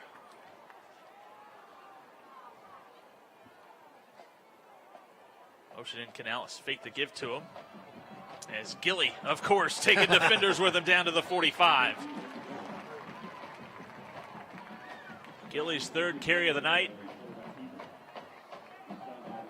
Comes in, picks up a quick 7 or 8 yards. Just another day at the office for the big fella.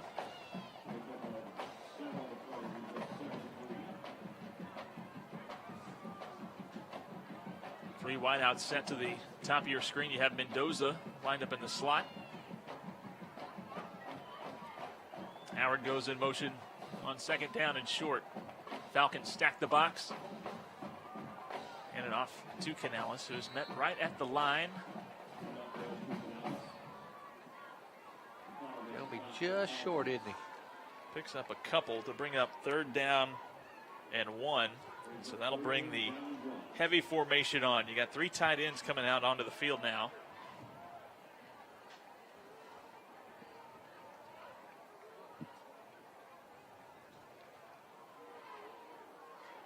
Set all under center. Hand it off to Canales, pushing his offensive line forward. Ahead down inside the 40 to the 39. Plenty of yardage to pick up the 1st down.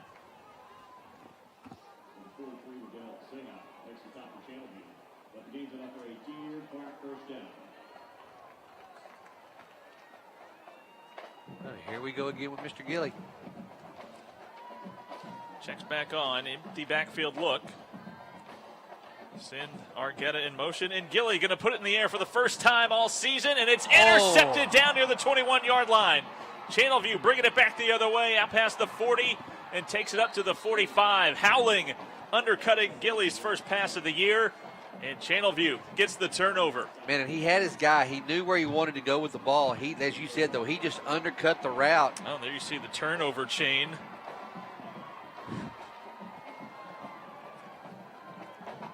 Wow, that was, yep. Trying to go for that wheel route, and Howling, the cornerback on that side, had it read all the way.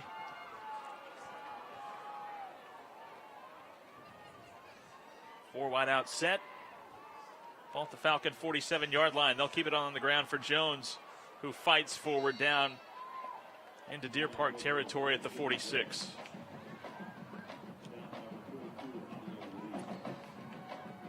Ruiz in on the tackle for Deer Park.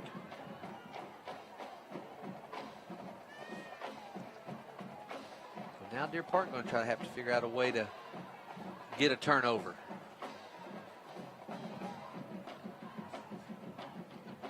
Quick little screen, far side of the field. Pass is complete, but stopped right at the line of scrimmage. Shaper coming down and putting the hit on Josiah Prince. No gain on the play. I tell you, our tackling may be as good as I've seen it all year long right now. Other than a few busted plays that, I mean, we really didn't even have a shot at stopping him on those.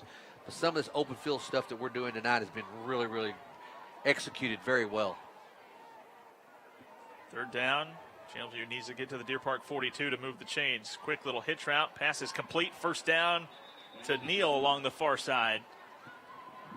Hiller in coverage for Deer Park.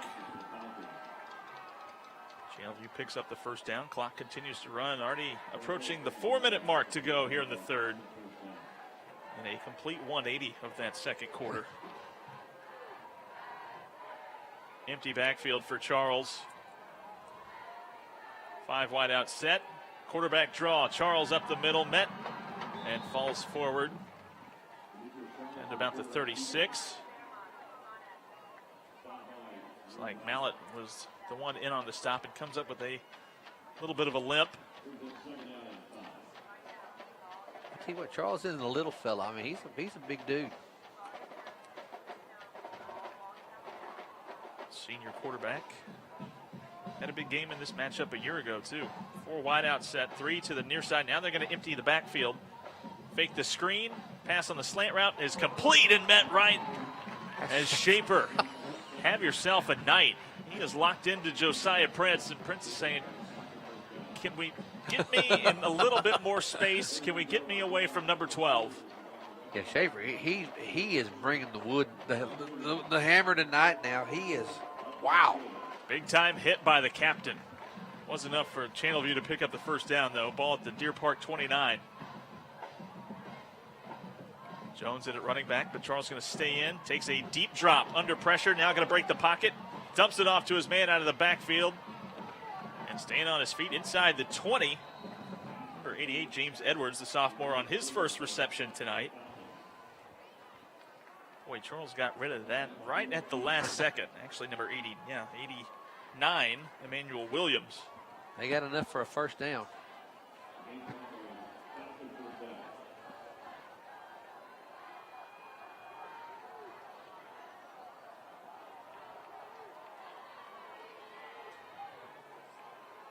Two wideouts to each side. The running back, Jones, standing to Charles's left.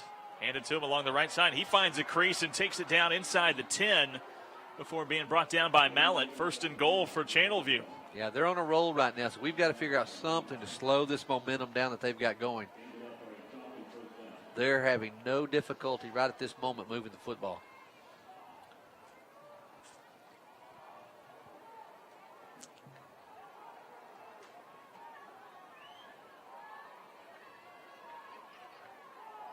First and goal from the 8. Charles fakes the give. Keeper by the quarterback. Going to try and bounce it to the near side. Turns the corner and into the end zone for the third time tonight. Demetrius Charles. 5 touchdowns accounted for. And Channelview 2 points away from tying things up. They're going to have to go for it at some point. Yeah, I tell you what, Well, I don't. Are they going to do it here? No, they're going to try to. They're going to kick this one, but yeah, at some point in time, they're going to have to go try to get that extra point. But extra point through the uprights and good. So Deer Park and Channelview, they just continue to exchange touchdowns. It's back down to a 1-point game. It's gone back and forth between 1 and 8 over the last quarter or so. But Charles turning the corner, got by Ramos. Martinez was unable to bring him down, and Charles is into the end zone for his third touchdown on the ground. Charles now with 168 yards through the air, 165 on the ground on just 9 carries.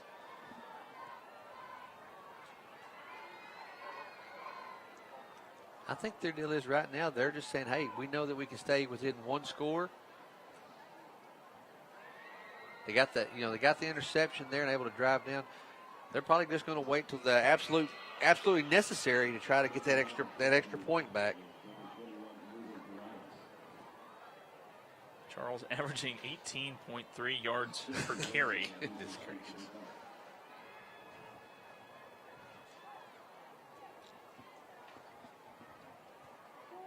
So Morales with the ball on the tee. High short kick. And McBride, the sophomore, getting underneath it for the fair catch. So 1:34 to go in the third. It's back down to a 1-point game, 35-34.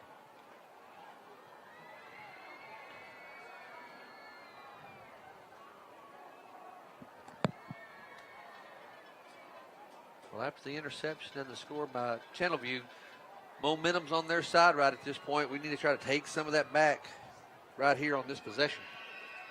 They take over at the 30. Keep it on the ground for Argueta. And a good open field tackle there by Williams, preventing Argueta from turning that corner. Holding them to about a 3-yard gain.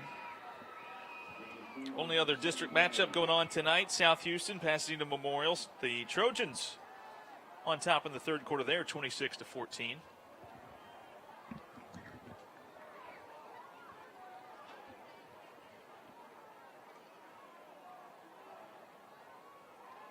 Falcons come with a little bit of pressure. Flushes Setall to his right. Pump fakes and turns it upfield. Not a whole lot there. Number 8, Garcia running him out of bounds there.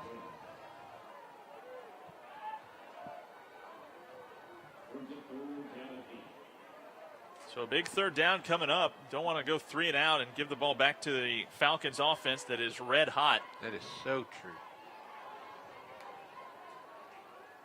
Hayden Smith split out to the bottom of your screen. Parrish Smith in the slot to the top. And Terrence Smith, this is the Smith package. Split out towards the numbers top of your screen. Settle takes the snap under pressure. Flush from the pocket again. Looking for somewhere to go downfield. Pass is incomplete. Flag thrown on the play. And Settle tried to get it over about 3 different white jerseys on the pass intended for Hayden Smith. So we'll check the flag here, see if this might extend the drive for Deer Park.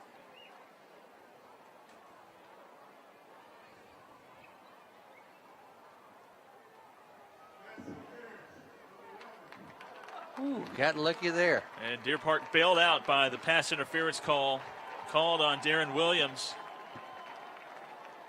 That'll move the chains in a desperately needed first down. You take them any way you can get them.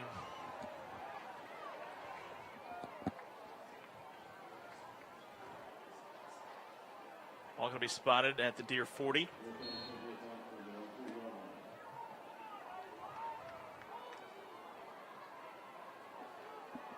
Tight ends motion over towards the left side. Channelview stacking the box here. Hand it off to Canales on first down. Does a good job to rumble ahead up to the 46. Yeah, we needed that good run right there. Canales now 16 carries, 72 yards. We mentioned the 3 touchdowns in the first half. Well, this quarter has screamed by 26 seconds and counting. Well, we've only had 1 touchdown. Yeah, only had 1 touchdown. That'll do it, won't it? 2nd and 4. keep it on the ground. Hand it off to Canales, who takes a big hit from Martin for what should be the final play of the third quarter. Canales met right at the line of scrimmage, and that does it for a quick-moving third quarter. Channelview accounts for the only touchdown in the third. Still just a one-point game as we head to the fourth. 35-34. This one going to be decided in the final 12 minutes in a huge district matchup. Back with the fourth quarter after this. I'm a proud Deer Park High alum, class of 2002. I grew up with Coach Flynn. We played baseball together. Now I'm an attorney in Houston, fighting to make our community safer. We've recovered hundreds of millions for injured people, from car wrecks to refinery accidents. Deer Park prepared me for the challenges I face today, and when you need help, I'm prepared to fight for you.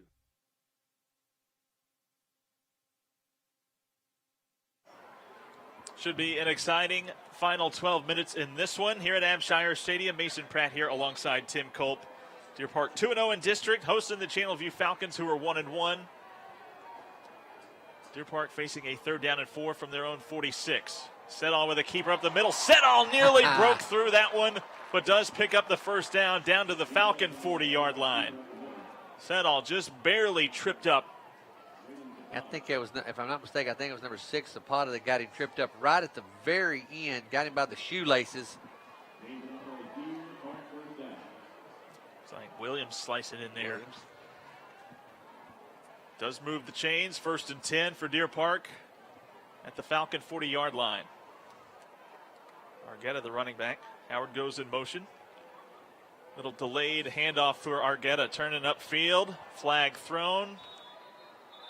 Argueta picks up a few down to about the 36, but this one likely coming back. Yeah, in that old area vicinity of holding, and there's the call right there, so we're going to back that one up. Going to replay 1st down again. Just going to do it about 10 yards further from where we started. Ball going to be pushed right back to midfield on Deer Park's 3rd penalty tonight.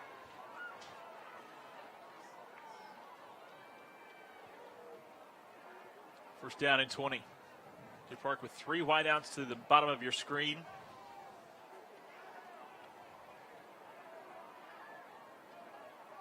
Howard going to motion. Comes back over to the left side. And they keep it on the ground for Argueta, who is met right at the line of scrimmage. Nothing doing there on a long 1st down play. Martin is starting to rack up the tackles here in the second half.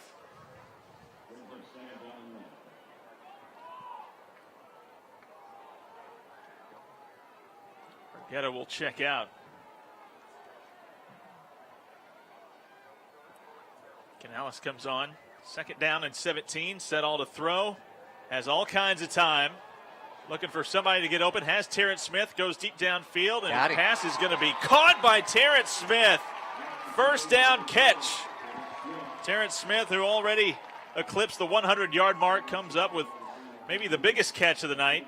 Keep the drive going for Deer Park. Well, I tell you what, I don't know how in the world they didn't keep from throwing a flag on Channelview. They had Hayden Smith. They had extended his jersey. Had him behind the jersey, was pulling, but they didn't make the call there. But a great play there by Deer Park. Terrence Smith now 5 catches, 136 yards on the night. Handed off to Canales on 1st down. He's up to the 2nd level. Takes it down to about the 23-yard line or so.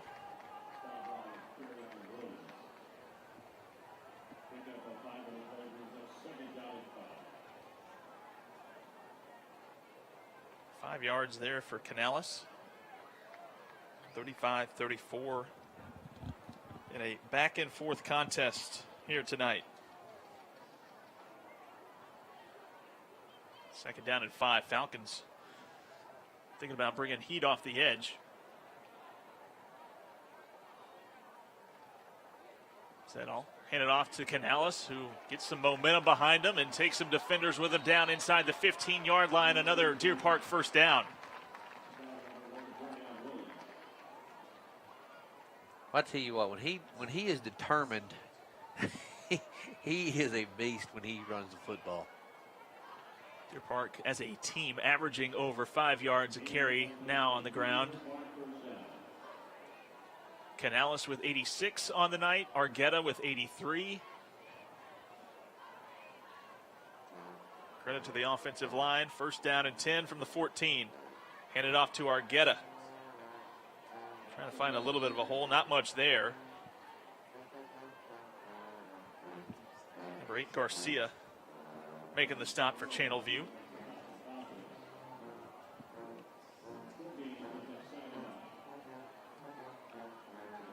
Deer Park likely not in much of a hurry. No. Yeah, they want to eat as much clock up as they possibly can. But they get to the line quickly here after breaking the huddle. Pitch out for Argueta.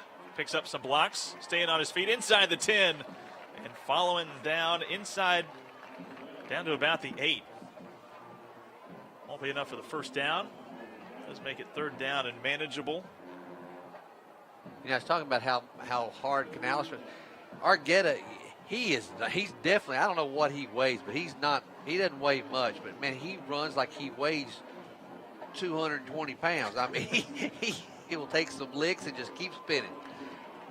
They're down. Keep it on the ground for Canales, who's met at the line. No hole there as that one closes quickly. Zapata, along with several white jerseys, bringing down Canales for no gain on the play. And a fourth down coming up. And the way this one's going, field goals might not do you much good. Yeah, exactly. So the offense going to stay out there on 4th and 4. Big play here. 4th and 4. Ball at the Falcon 8-yard line. Canales, the running back, set all to throw. Roll in the pocket. Has time. Now going to turn it upfield. Get the first. Falling forward down. Should be enough for a first down. And Deer Park going to move the chains. Setall, the quarterback, picks up the first down on the keeper. Good decision right there at the very end for Setall to cut it back upfield. All of his receivers were covered. At that point, he realized, look, all I've got to do is get a first, and he does his job.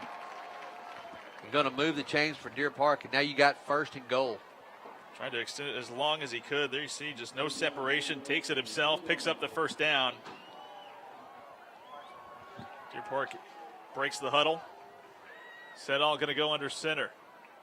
Hand it off. Canales falls forward down to the 2. Short gain on the play, but picks up positive yardage. And some more time going to melt off that clock. Just good awareness on that play before the last by Setall. Just be aware. Look, I got to get a first. If everybody's covered, I'm not going to work. Don't panic. Just pick up the first down.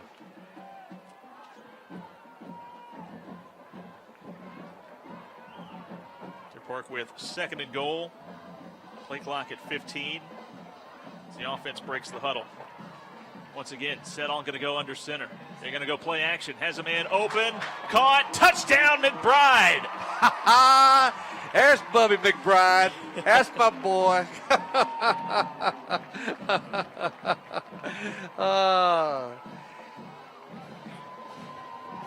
McBride, the sophomore, gets his first touchdown of the season. Couldn't come at a bigger time.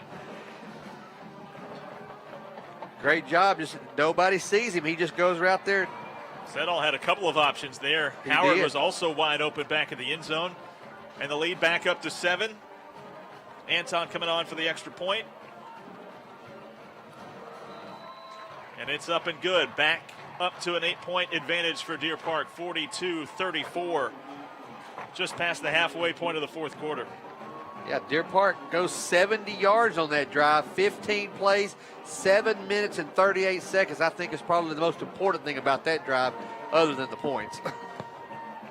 And a huge drive as the offense answered when they needed it most. Play action, the entire defense biting on the run. And the sophomore tight end, Clayton McBride, with his first touchdown catch of his career. Now Can the defense come away with their biggest stop of the night?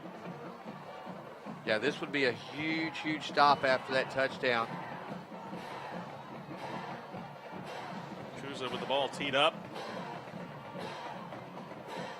And he's going to boot it deep. And it's going to be Prince from his own 20-yard line on the run. Upended shy of the 25-yard line. The sophomore running back, Gregory, showing off his tackling skills. But, man, that's the kind of hit you need. That's the kind of stop you need after a big touchdown like that.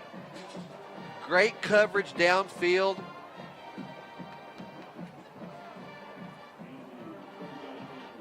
Now then, defensively, just need to go in there and take this thing away from them right now. You got the lead. Just don't give them an opportunity. Falcons from their own 27-yard line. Shotgun formation. Charles, low snap. Keeper by the quarterback, going to turn the corner. And Gustav going to run him out of bounds after a short gain up to the 30.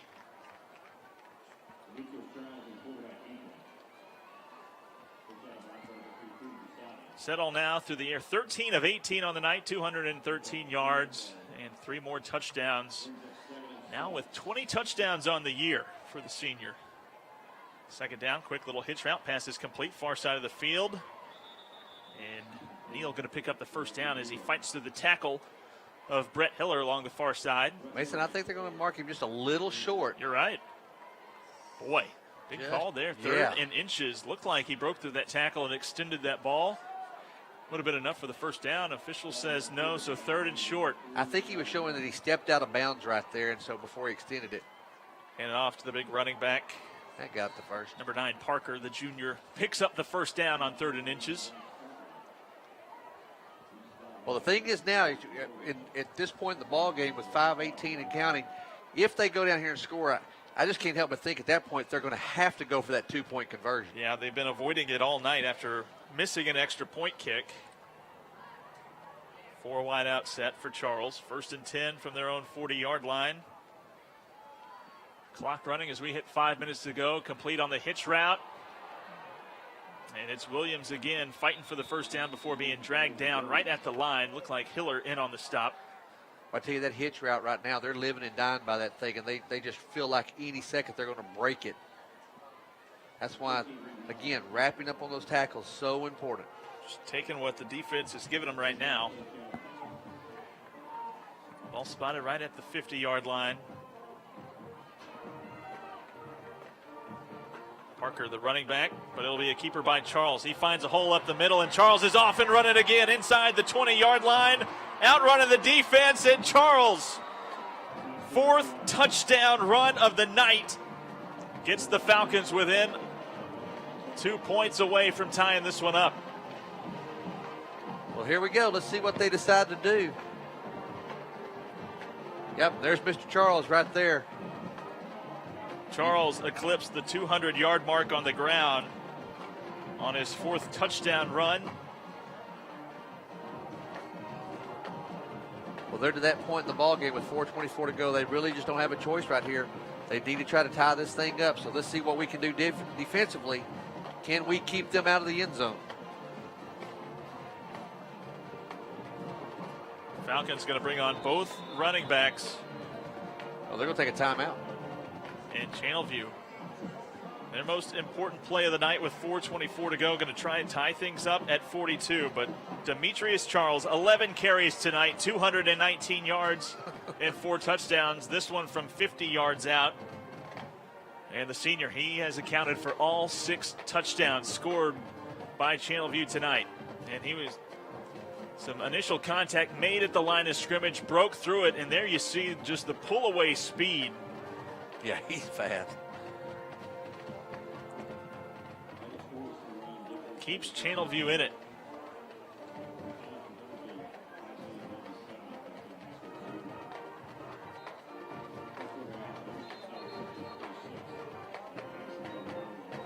So the all-important 2-point conversion coming up.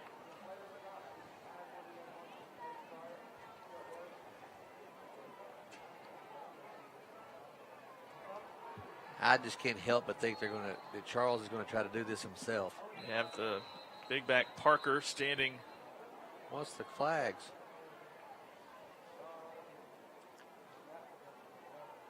Penalty flags thrown here.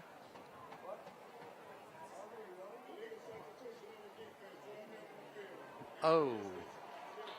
And that'll make the 2-point conversion a little bit easier.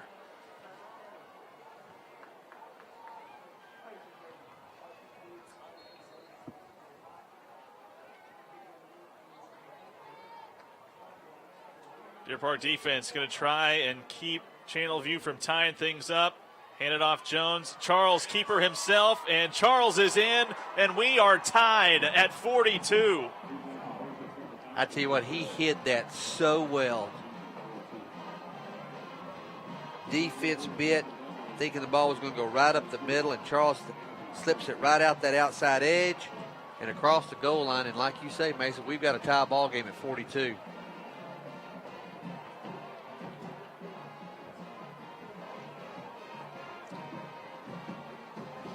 Charles has done it all tonight.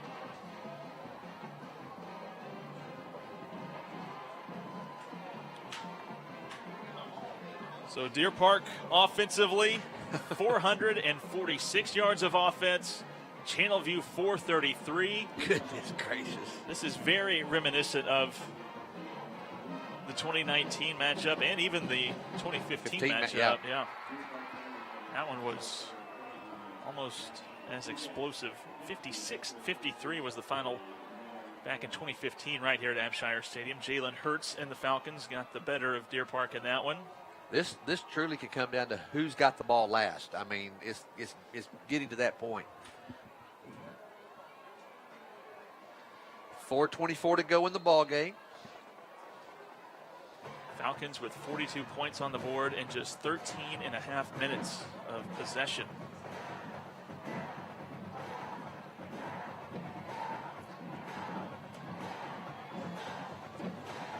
Kickoff going to be high and short. And the linebacker, Mallet, signals for the fair catch and hauls it in.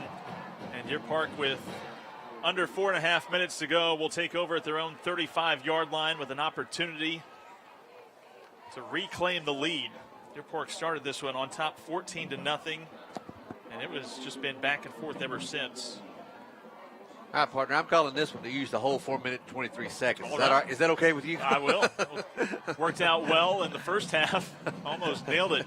Just didn't account for the one-play drive from Channelview afterward. First down and 10. Set all. The give to Argueta. He's going to try and turn the corner. Slung down. Good open field tackle. And Malachi Martin, he has been flying around here in the second half. And a big stop there that's going to drop Deer Park for a 2-yard loss. Yeah, he has absolutely been all over this field, as you said, in the second half. Wreaking havoc on this Deer Park offense right now. Deer Park going quickly here. 3 wideouts, far side of the field. Terrence Smith, team's leading receiver tonight, split out by himself, bottom of your screen. Set all with time. Looking that way, going to go deep. Terrence Smith trying to get underneath it, and it's off his fingertips, incomplete inside the 30. So close. It was, just right off the edge of his fingertips. He put on just enough gas right at the very end to get past the defender, and it was just outside of his reach. 3rd down and 12, and Deer Park going right back to the line.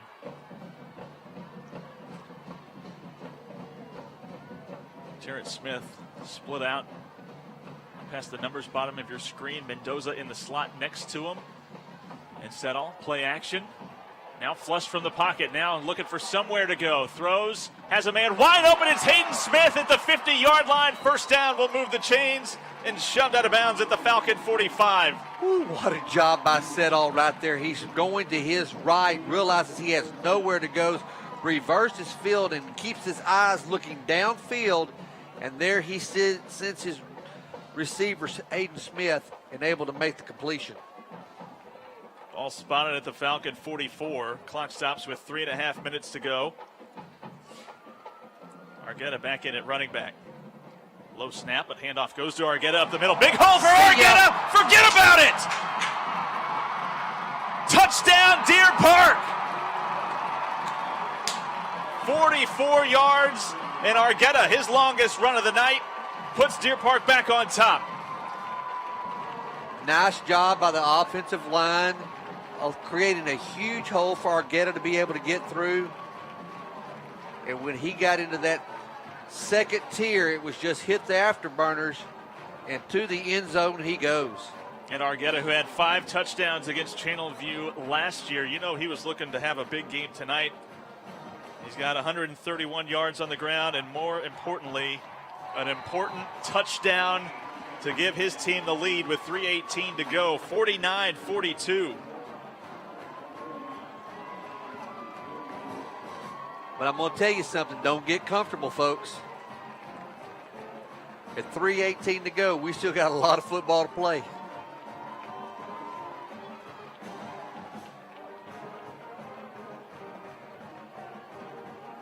And Argueta knifing his way through that defense.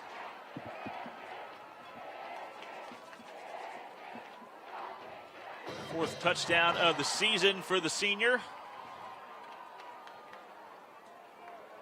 Able to outrun that Channelview defense.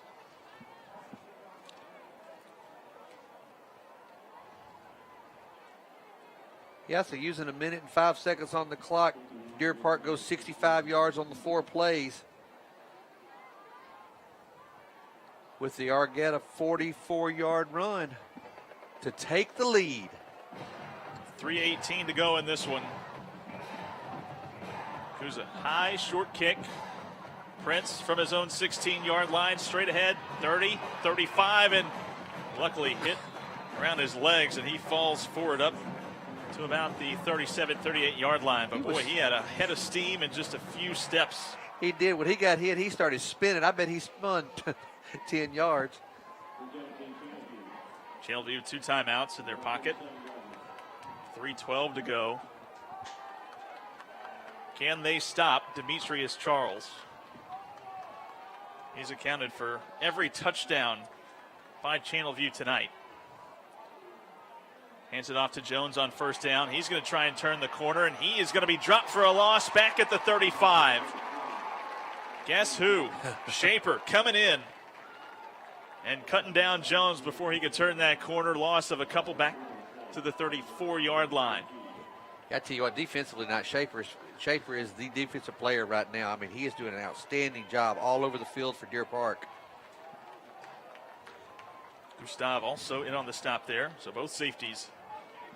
But we need to do it about 3 more times. 4 wideouts, 3 to the top of your screen for Charles on second down.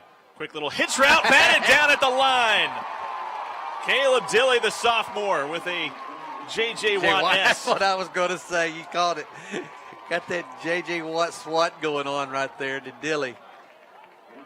Man, that was big right now. That was a big play. And great awareness by the sophomore to know that he's not going to get there in time and just to get those hands up as Charles was looking for the short route. 3rd down and 13.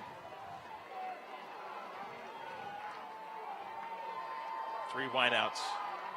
Top of your screen for Charles. He's looking that way to throw. Now he's going to step up into the pocket. Breaks containment. Now bounces it. He's got a late blocker out in front. Charles picks up the first down, and he's going to take a roll out of bounds at the 45, and flags come flying in as we're going to get. Yeah, there's an illegal hit right there. That was a complete blindside hit.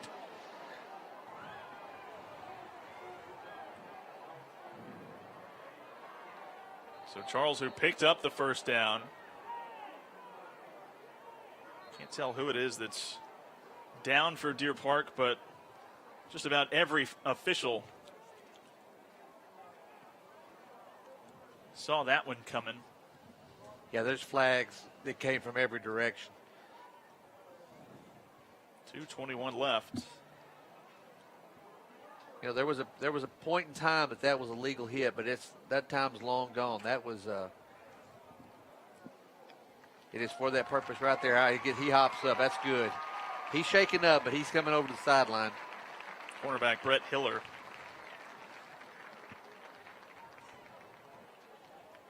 Jogging off towards the bench, high-fiving his teammates. He'll have to come off for at least a play. That's good. I'm glad to see him hop up and run, but that was one of those that he caught it completely unaware.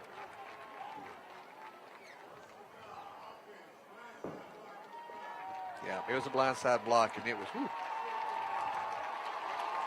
So it's still 3rd down.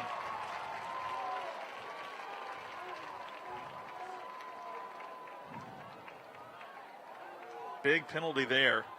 Called on Channelview after Charles had picked up the 1st down. I think they're going to mark it off from where the play ended. So it's going to be about 3rd and 10. So despite all that work from Charles, it's only about a net gain of 3 or so. Well, I tell you, the thing is, Charles, that when you make contact with him, you have to bring him down at initial contact. If you don't, he will kill you on yards after contact. 3rd down and 10, shotgun set, Charles.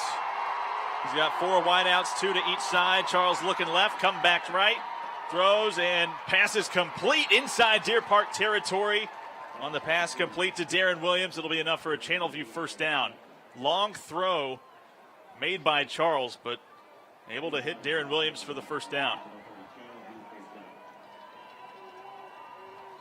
49-42, Deer Park leads, 2:05 to go in the game. Impressive arm strength by a high schooler to throw that out route. Empty backfield look on 1st and 10 for the Deer Park 49. Charles takes the snap, fakes the screen, going to keep it himself, looking for some blocks, turns upfield, and he's going to take a big shot after a short gain on the play. Dilly leading the way for Deer Park. That's really one of the few times that we've been able to contain him. Now he's coming up hobbling. That's big. That's huge. Clock continues to run as we approach a minute and 40 to go. Charles with a noticeable lip. Quick little throw. Hitch route is complete. Far side of the field. It'll be enough as Neal extends the ball. And I think he's going to be marked shy of the 1st down yet again. Trying to stretch that ball out. Charles, as you said, is noticeably limping right now. Falcons going with tempo. Quick little hitch route again. Pass is complete. Near side of the field. It's Williams. And that ball comes loose. Deer Park jumps on it. Now, head official saying that he was there. Judge saying the line judge. It's going to be a dead ball. Deer Park thought they had what would have been a game-sealing turnover. But Emmanuel Williams, he was fighting for every yard that he could. Does enough to get the 1st down.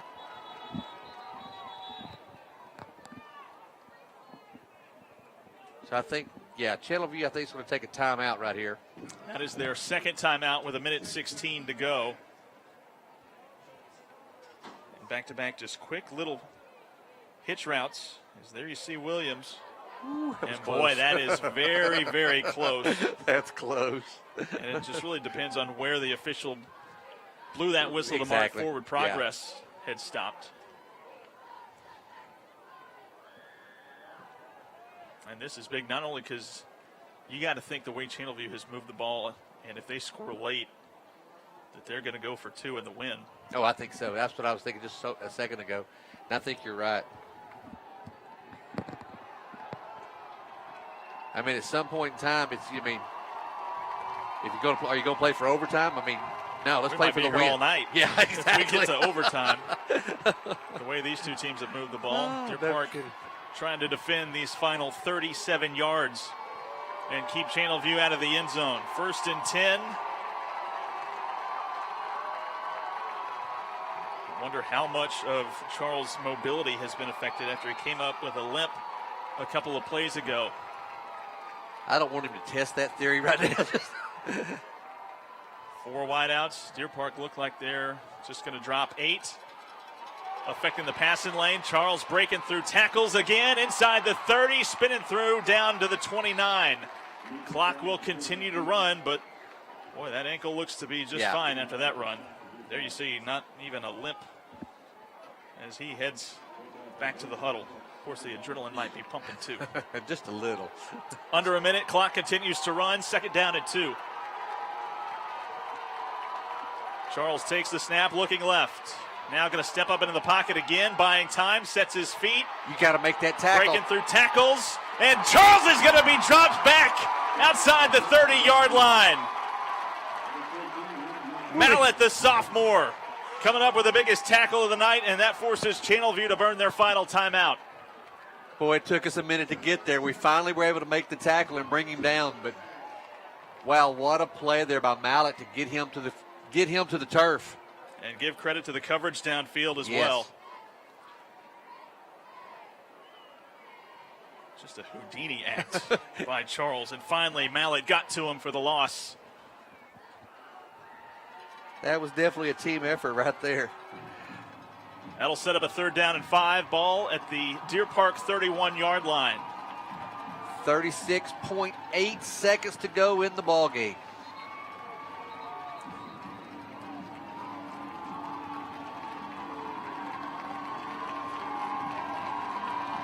Crowd on their feet. Trying to make it hard to hear for the senior quarterback who has done it all for Channelview tonight. 3rd down and 5. Empties the backfield. Looking left, going to dump it off to his running back out of the backfield. Great open field tackle. Jaden Ramos with a big stop, and the clock continues to run. 4th down coming up. Here they go. They're getting set. Deer Park's going to take a timeout. And Coach Flynn, with 17 seconds left, takes his first timeout of the half.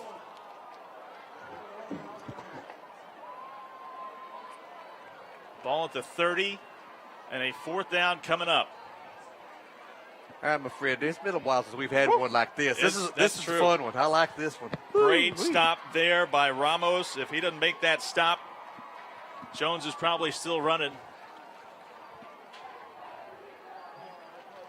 If Deer Park can tighten the screws for one more play, they could escape with a win. Channelview, though,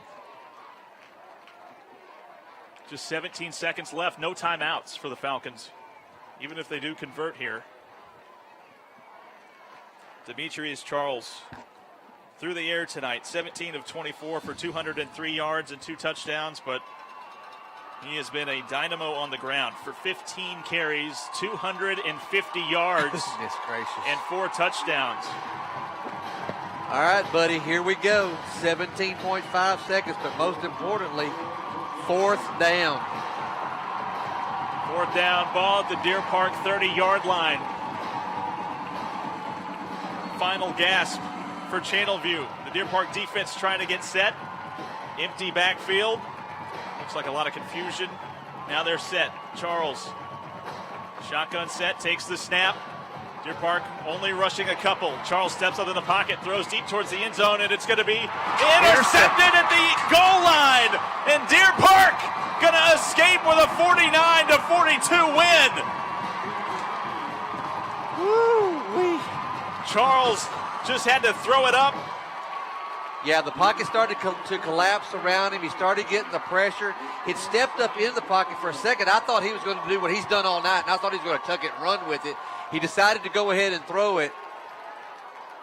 Watch here. You'll see the fact he starts feeling the pocket collapse, steps up, and gets the pressure.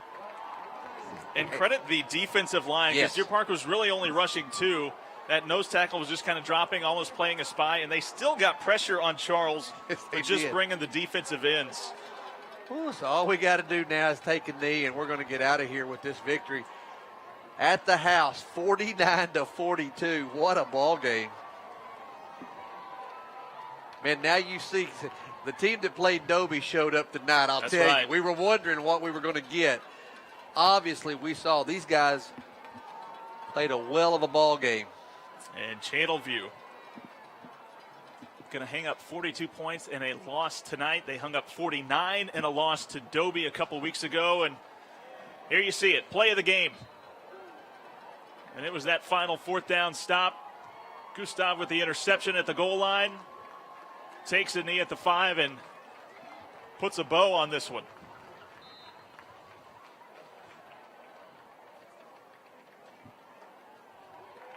Wow.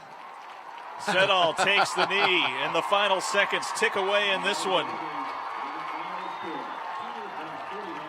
That's some excitement right there. Those guys fought hard and pulled this one out. Great job, great team effort all the way around. What a ball game tonight as Deer Park moves to 5-2 on the season, 3-0 in district, Falcons, despite a tremendous effort, they fall to 1-2. But good news for the Falcons, they've played the toughest part of their district schedule between Dobie and Deer Park, and they've hung in both of those ball games. So an easier road for the Falcons moving forward. Yeah, I think so. I mean, from what I've seen so far and what we know about the district, by far that the way things are going to shake out at this point, that's the number 3 team of the district, in my opinion. Dobie and Deer Park, they're going to get to face off next week and find out who's number 1 and who's number 2. That'll be a Thursday night ball game. Can't wait for that one. That'll be over at Veterans Memorial Stadium. But looking at the box score in this one, you got to get your calculator out. Yeah, you Deer do. Park, 70 plays on the night, 508 yards of offense, led by Setoff, 14 of 20 through the air, 236 yards and 3 touchdowns. And then both backs having a whale of a night. Alex Argueta, 15 carries for 131 yards. The most important, those 44 on his touchdown run that gave Deer Park their final lead of the night. And then Canales got things going in the first half. He finishes the night with 21 carries, 88 yards, and 3 touchdowns on the ground. Terrence Smith, he had a career night, 5 catches for 136 yards and a touchdown. But boy, and then you look over at the Channelview thing, 48 plays rather for 481 yards. So we had almost 1,000 yards of offense tonight. Goodness gracious. Demetrius Charles finishes the night 17 of 25, 203 yards, 2 touchdowns. Did have the pick there on the final play. But boy, what a job on the ground he did. 250 yards on the ground for the senior quarterback and 4 touchdowns. And Deer Park got the stop when they needed to in a thrilling game here at Abshire Stadium. 49-42 the final. Yeah, and I tell you what, I tell Charles for Channelview, just an outstanding athlete, and he was a hard guy to contain. But when it counted the most, we were able to do it and able to intercept his pass and slide out of here with this win. So, hey, y'all just kind of hold things together next week while I'm out of here. We can do that. It'll be a matchup of unbeaten teams in district when Deer Park and Dobie clash next Thursday over at Veterans Memorial Stadium. We'll have the radio call for you on that Thursday night. And you take a look at the other districts. South Houston looks like they're going to pick up a win over Pasadena Memorial. They're up 34-14, so Trojans likely sliding into that 3rd spot and having a tiebreaker over Memorial. So that'll be big for the Trojans moving forward. But what a exciting game we had here tonight. 49-42 the final for Tim Culp and everyone here at the Deer Network. Mason Pratt signing off as Deer Park, they move to 3-0 in district. They win a shootout, 49-42 over the Falcons. We'll see you next Thursday for Deer Park and Dobie.